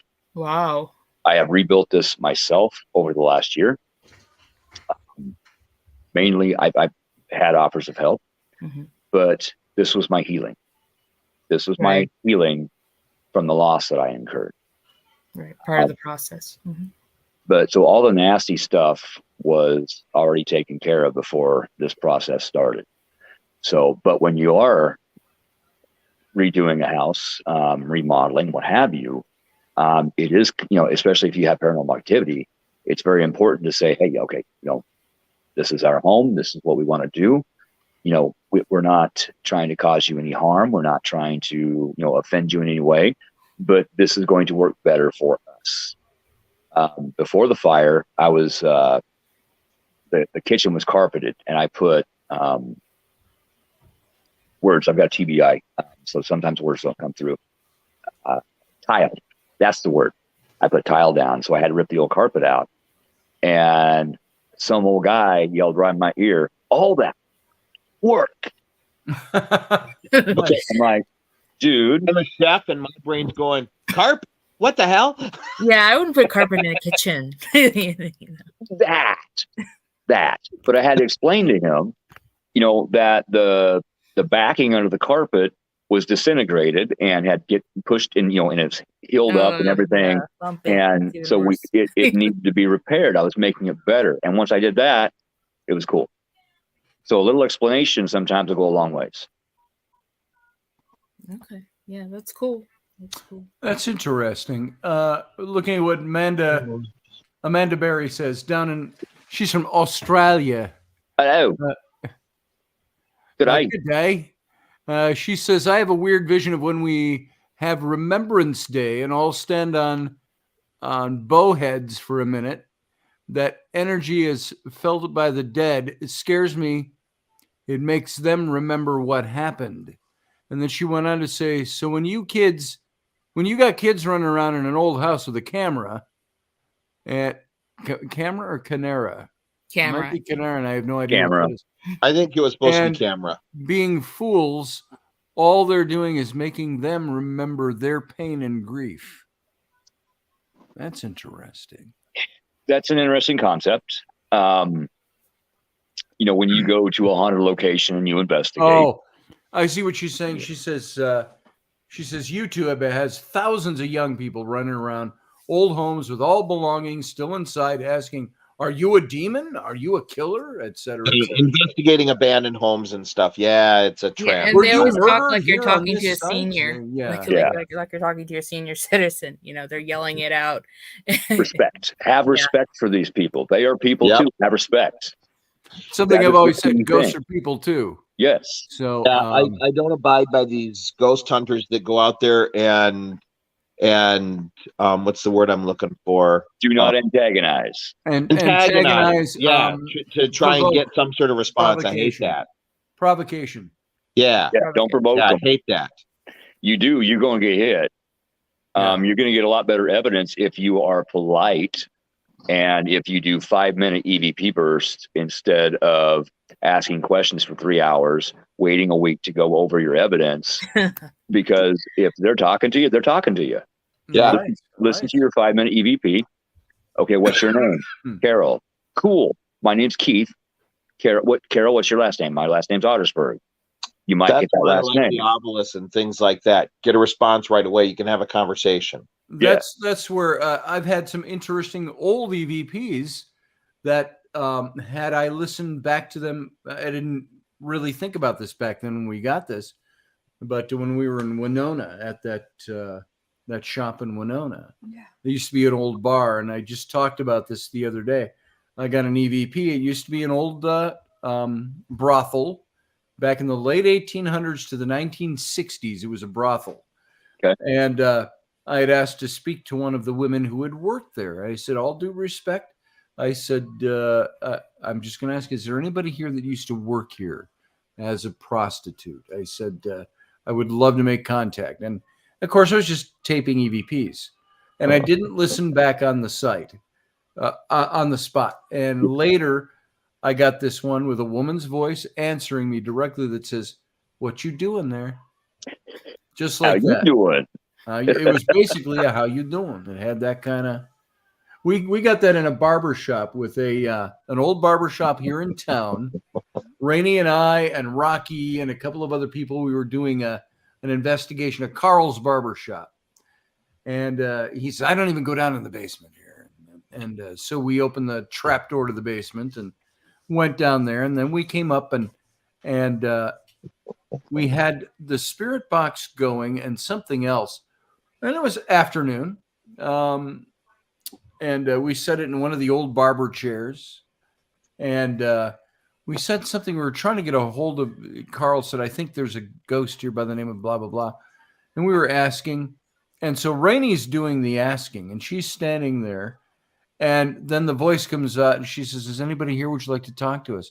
And a voice came out of the spirit box right away and said, "How you doing?"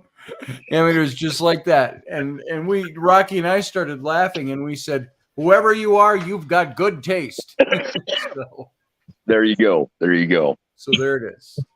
So now, what about that whole thing too? When you think about that, what are the things that there was some verse that was, I thought, misused when I heard it back in my seminary days and my Baptist church ministry days. Something about the things that are bound on earth will be bound in heaven, and the things that aren't bound on earth will be unbound. Something like that. It was kind of obscure meaning. Nobody quite knew what it meant in the context of everything we were teaching in Baptist theology. And I sometimes wonder, and we had heard this from preachers, preachers. I'm not talking about guys that were exegeting the Bible or theologians or research. This is a preacher. And he says, when you go to hell, he says, you're going to take with you every sinful desire and every sinful thought and every sinful thing you've ever wanted to do. And it's going to plague you for all eternity as you burn in the flames. This is what the evangelist would tell us. That's not what it's like. And, but I'm wondering if there's a part of that might have some truth to it. The part that says, do you think some of these ghosts in the afterlife, remember Red at the Mounds Theater that we got, the old projectionist, and he's flirting with one of the women on our team. He's going sexy, and stuff like that to her. And she's blushing and laughing kind of about it. And this was Lisa, Dave. And so we get things like that. Do we take with us then those desires? Can a ghost have sex? Can it have sex with you? Are they living in There's that some stories about Spectrophilia. Incubus, succubus. Now that would be not ghosts. That would be spirit entities. When you got that going on, right? But there are stories from the plantation, the Oaks, of a room there that when women sleep in it, there's a gentleman that comes in and gets very amorous. Comes in and gropes and it's a thing. It happens. It's not right. They were evidently that way in life, therefore they are still that way in death. However, if a spirit doesn't cross, however they were in life, that's how they still are in their death state. Okay. So you could have anything from a murderer to a preacher type. You could have an angelic person to a heinously rapacious person. Yes. And they would carry that over with them. Yes. And, there you go. Yeah. So, yes. I've actually heard of cases Told you where it wasn't me. Yeah. I've actually heard of cases where there was a case where there was an abusive boyfriend, and then the woman moved on and got married to another man, and he kept following her around. And he reached the point where he was just trying to reach out to her and just say, I'm sorry, or that whole, I'm sorry for how I treated you in life and all that. I mean, the whole idea of I guess being earthbound is that there's still a chance for redemption. You can still come back from that. I mean, wanted forgiveness so he could go into life. Yeah, because he didn't feel worthy. Right. Or whatever the issue is, whether it's insecurity. You go through on the other side. Your biggest thing is not to gain forgiveness from the people that you've transgressed, but to be able to forgive yourself for the transgressions that you've caused. And that's something I've had to do through my healing period. Is I had to forgive myself, and I had to forgive others. But the biggest person you need to forgive is yourself. Right. There was very interesting, and I've told parts of this story before, but where Amanda and Kay, and I bring up those names because Dave knows them as well, came over to my house where we had the cats getting shut in the door or in the bathroom door.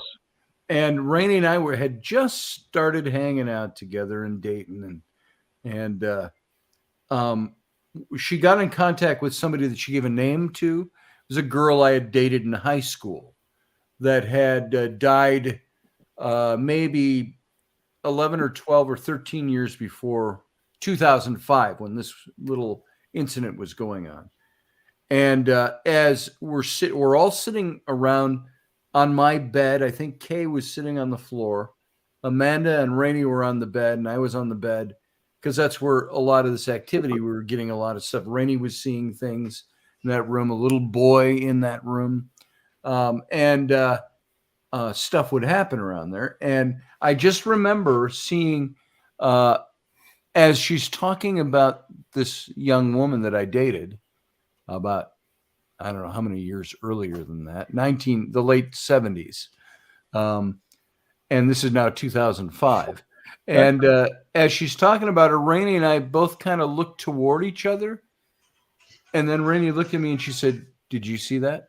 And I was just going to say, "Did you see that?" Right between us, as I've got this woman that has been in my bed now and we're dating and all of this. And this woman who's telling this medium that she was in love with me when she died and all of this. And she's been with me for 13 years, that kind of thing. And in between us, we saw this little wisp of, and we didn't smoke in the house. That's not how I remember that. How do you remember that? I see it visually. Angela and I were both in your bedroom. We were giving her a tour. Oh, it was Angela. That's right. And the poof went between the both of us, and we both looked, and you looked at us looking. That was it. Oh, when I was sitting on the bed with you, it was the tingling I got. That was a different one. So it was different spirits manifest in different ways. You might get a shadow figure, you might get a wisp, you might get, I'm gonna get nailed for saying this, an orb.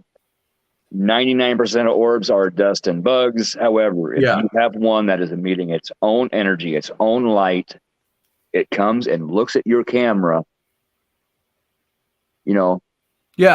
You can see that face in there. You can feel the energy from it. That's something to look at. Yes. And I don't think all orbs are as dubious as I once did. It was almost like fashionable back 10 years ago to 12 years ago to say, "Oh, well, all orbs, we all know it's just dust or water in the matrix, and the lens, yada, yada." And I don't think that's so true anymore. No, I feel energy. And so if I feel energy from something I'm looking at, I look at it. Yeah. So I wanted to, also expand on that because I know we were also talking about, the voices and spirit guides and how do you learn? I mean, it is a learning process and it's like you're relearning how to listen and all that. But I mean, how do you learn to trust those voices? I mean, and acknowledge that it's a spirit guide, not something else that may eventually try to pull you down the wrong path or very, very, very, very good question. I'm glad you asked that. Mm-hmm. Intuition, instinct. Okay, when you walk into a room and there's a person in there and you get a bad feeling about that person. Yeah, that's intuition. Okay.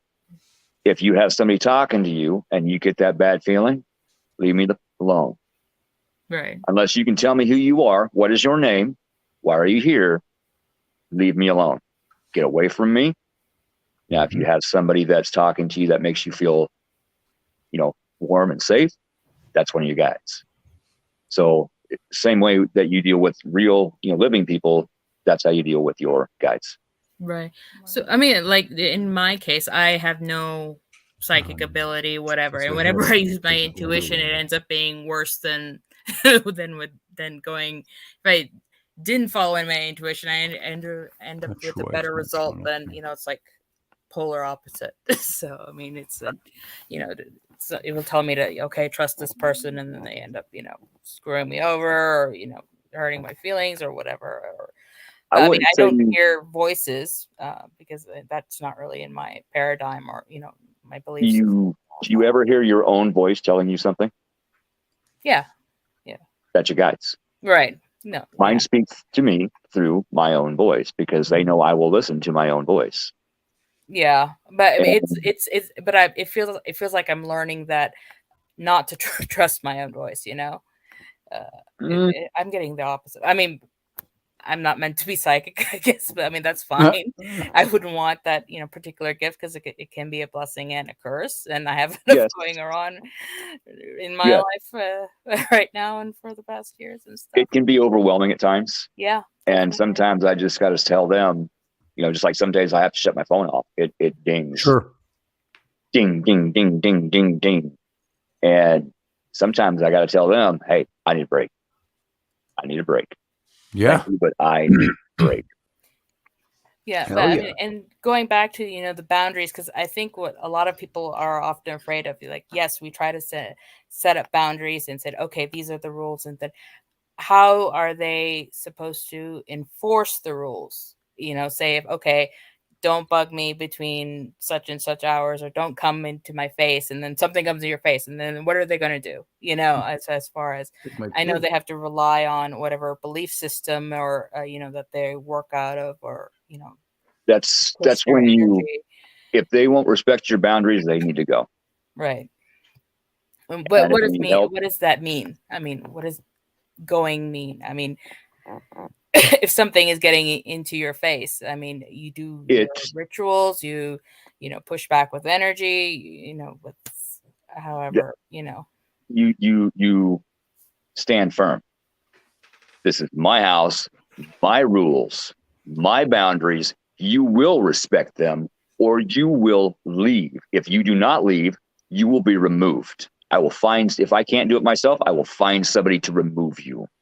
Well, I would add to that too. If they're your spirit guides, generally they're trying to get you to do something for your own good. So you would if they're in your face about you don't want to cross this bridge or whatever, then maybe you want to listen to that and not cross that bridge right then. Not wrong. No, I've had that more happen. At just a spirit coming through. But yeah, if it's a guide getting in your face, there's something that they're telling you that you're not hearing, and you need to pay attention, like he said.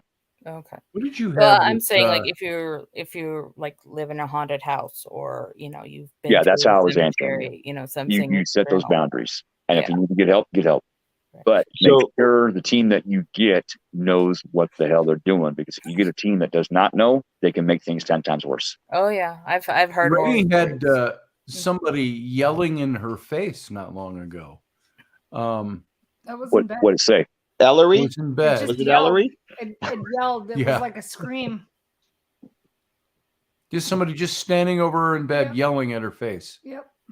But what did it say? Nothing. It just yelled. It screamed. Just screaming. Ah! So didn't wake me up. So the day the bridge fell in Minneapolis, the 35W bridge. Yeah. I had been up at Arms and Armor. Scotty knows where that is, up in North Minneapolis, that area. And I left with Craig, who owns the place or runs the place. Same time, I pulled out. He pulled out behind me. I decided at the last minute to shift and go across the 3rd Avenue bridge, and was mid-bridge when that bridge fell. He was stopped because of construction that was happening on the bridge. He was crossing that bridge and had stopped and was sitting. He said he was sitting there waiting for they had a guy with the stop sign, standing there controlling traffic. And he's sitting there looking at that guy, and the bridge fell just right in front of him, right? The car in front of him is teetering. Okay. He gets out of his car and says, "Oh my God, look at the bridge." And the guy's like, "Get back in your car." And he's like, "Don't turn around, you idiot." And the guy turns around, freaks out because his brother was working on the bridge. And I would have been mid-bridge had I not at the last minute. And it was a voice in my head basically that said, "No, let's go this route today." And I shifted and went a different direction. I hear stories like that. And then I want to say, what about all the people who were on the bridge when it fell? Did their guardian angels not get to them, not talking to them, or it was their appointed time, or it was whatever. But it's like he said, you have free will, and if you're like, oh, this is the fastest way, I'm going to go this way or whatever, you know, and they just overrode that decision. I listened to those voices. Yeah, and it may have been their time. They may have decided, before they came back, that's their time. Sure. We don't know. Sure. Because you hear all the time, thank God I didn't get on that plane. If I'd have been on that plane, I'd have been in that crash. And you go, well, what about the 270 people who did? Yeah. So the guy that does Family Guy, Seth, I can't think of his last name. MacFarlane. Yeah, was supposed to be on a plane on 9/11, one of the ones that crashed, and missed that flight and tried to make the flight, and they were like, no, you can't go now. He You're was gonna meant have to make the the Family Guy. Yeah. Yeah. Well, whatever, but or whatever. Yeah. But he would have been on that plane, and all that stuff that's come from that. I maybe that's more a philosophical question to deal with, but the question I'm more after is, you've got all these people that say, thank God my cab blew a tire or something, and I didn't make it to the airport, and I missed my flight because that flight went down. Well, there were 270 other people who did make that flight. How many times have you been trying to get someplace, and it's just like one little thing after another, slowing you down, stop you, I can't find my keys. I sent you a boat, I sent you a helicopter, I sent you, exactly. And I have gotten to the point where when 2 or 3 things happen, it's one thing. When several things in a row delay me, even by a minute or two, I start to think, maybe I'm not supposed to be on the road right now. I'll actually thank for the delays. Okay, thank you. Yeah. Doesn't mean it doesn't frustrate me any less, but I've gotten to that point too, because I'll have one thing that'll happen that'll be preventing me from doing the thing I want to do, and I get pissy and I try to work through it and work it out. But then, like Dave, like you just said, sometimes a whole series of things happen, and you're so pissed off about it. If you're not tuning in to where your brain should be, your mind should be, you're getting pissed off and more pissed off and still trying to force something. And I've gotten to the point, and I've said to a lot of people in recent years, it seems, I say, if I get to the point where I feel like I have to force something to happen that I thought was supposed to happen, I start to feel I'm not supposed to be doing that. Yeah, it's not the time. It's like the other day I was leaving for Wisconsin to come out and paint, and I kept getting delayed. Sure. Got in the car. I'm in the car, and you and I are texting, and my GPS comes up and says there's a major collision on 94 and stuff. And I'm thinking, I'm nowhere near 94 yet. Well, I never get notices like that. But then I realized if I'd have been on schedule, I would have been on 94. Sure. And you'd have been stuck. You might have been stuck there all afternoon. Might have been stuck there. Might have been involved. I look at that stuff now, and I just thank you. I'll take the delay. Yeah, and that's like, say you're trying to work on your car, nothing's going right, or you're trying to work on your house, and nothing is going right. You're supposed to be doing something else. So you need to sit down. Okay, I'm going to take a break from this. What am I supposed to be doing right now? Oh, that's right. I need to go take care of this. You go take care of that, then everything flows. There it is. Yeah. If you and Sarah want to shoot me a friend request on Facebook, that'd be cool. I've got my Cobra Paranormal page, the Spirit Mechanics page, the Otter's Den. Tell people about your show, the shows you have, and where they can find them. Yeah, the Otter's Den. I do the Otter's Den on Monday nights.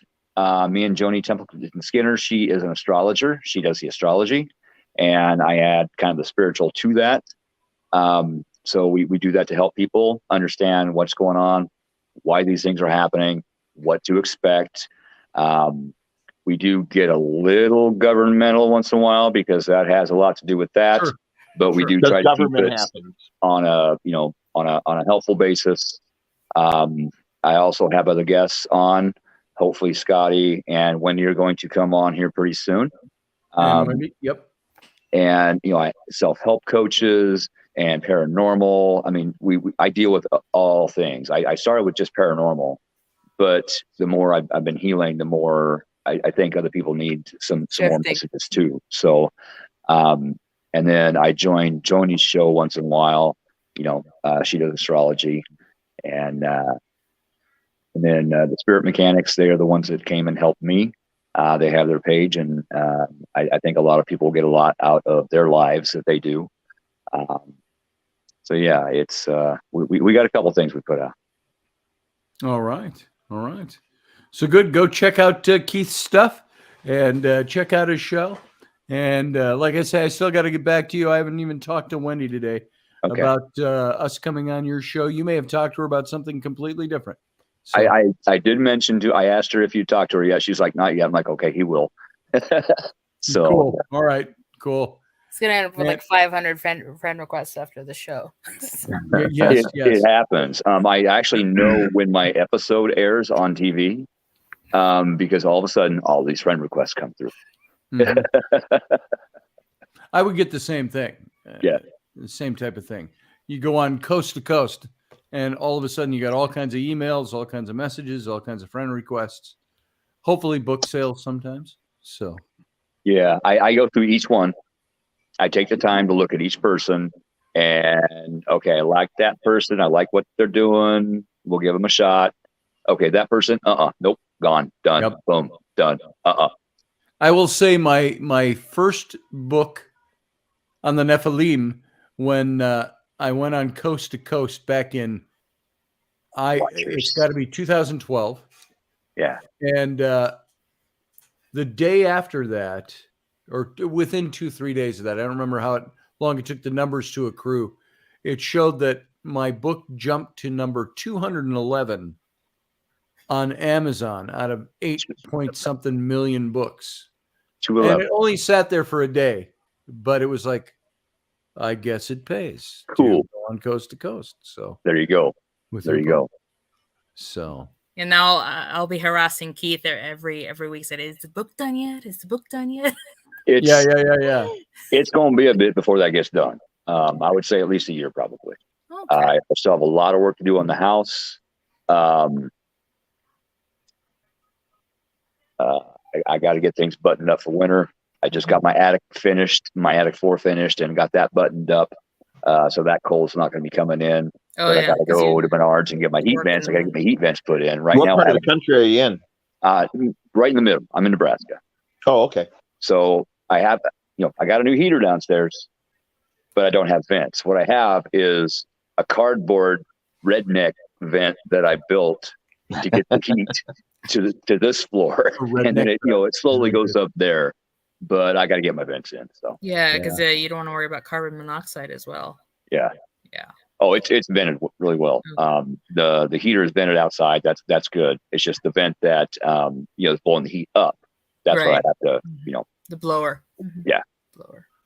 Well, I want to say this, Keith. I want to thank you for being here, and thank you for letting me. And hanging over into the captain's cabin. It's a fun time talking.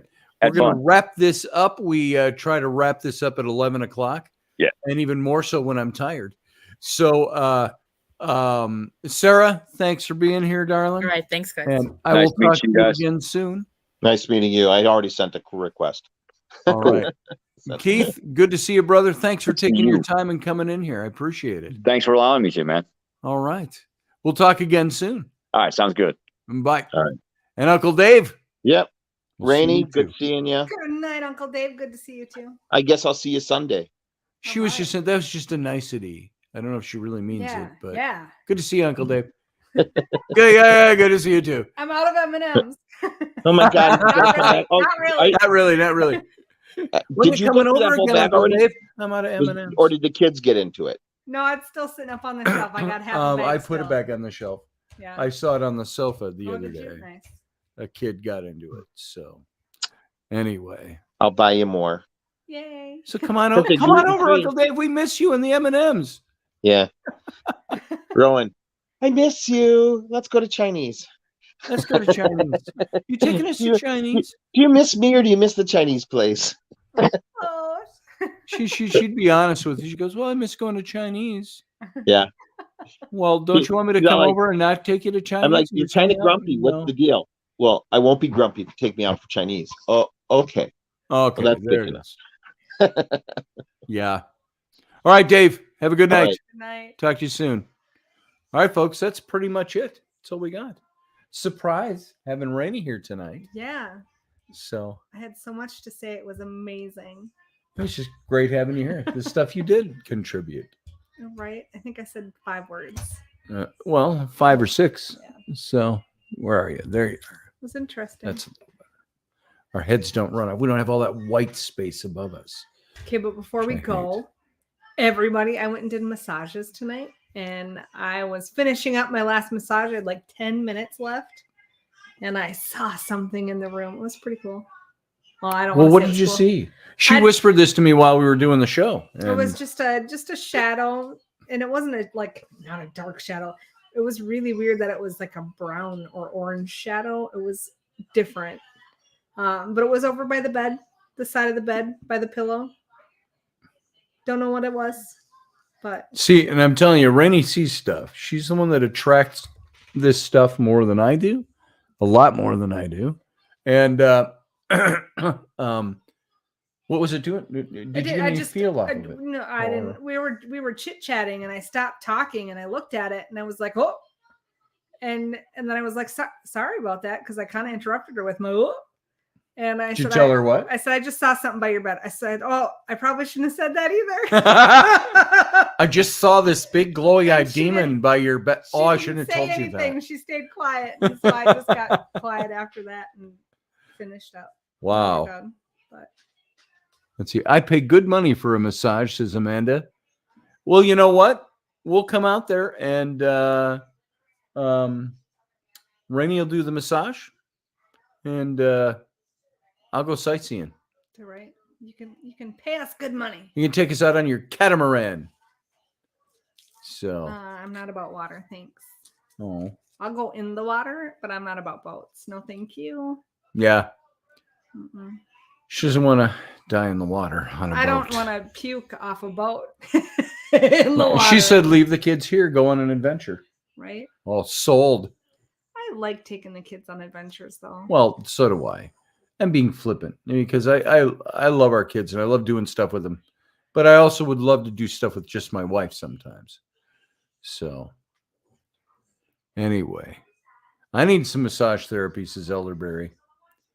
Come on. You know what? Rainey, she can travel to you. If you're within the hour, she'll travel and charge you for the travel. But she'll do massage. She goes to you. Yep. But let's see. I got to tell you, I can't see anymore. Burley for bait, she says. But Scotty, you got to go to the local haunting. Yeah. You talking Australia or here? Yeah. Well, you're in luck. We're just about done here. Can you say goodnight, everybody? Tell everybody goodnight. That's the finger I touched the spider with. Yeah, here's some spider guts for you. So we showed everybody the spider that scared you. It's a regular Shelob, that one. All right. Okay, guys, we're going to get out of here. You can play for plain fare. You got free accommodation. All right. Woo-hoo. Fantastic. We'll take you up on that. Yeah. How far are you from New Zealand? I've always said I want to go over there, but I want to go see the Shire from Lord of the Rings, but it's over in New Zealand. So you go, oh, it's still right. It's right over there by Australia, isn't it? I wonder if it's cheaper to buy my supplements over there. Maybe. They come from New Zealand. Her shroom supplements. No, that's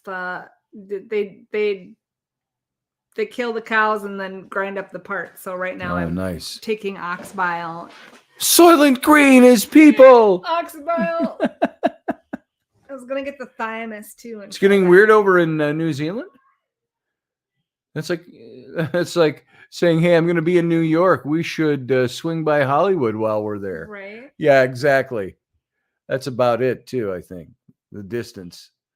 So I notice a lot of actors I see on American TV are actually from New Zealand. Yeah, you get a lot of New Zealanders, a lot of Australians, Aussies. So y'all got free lodging here. Great movie. All right, Kendall. Fantastic.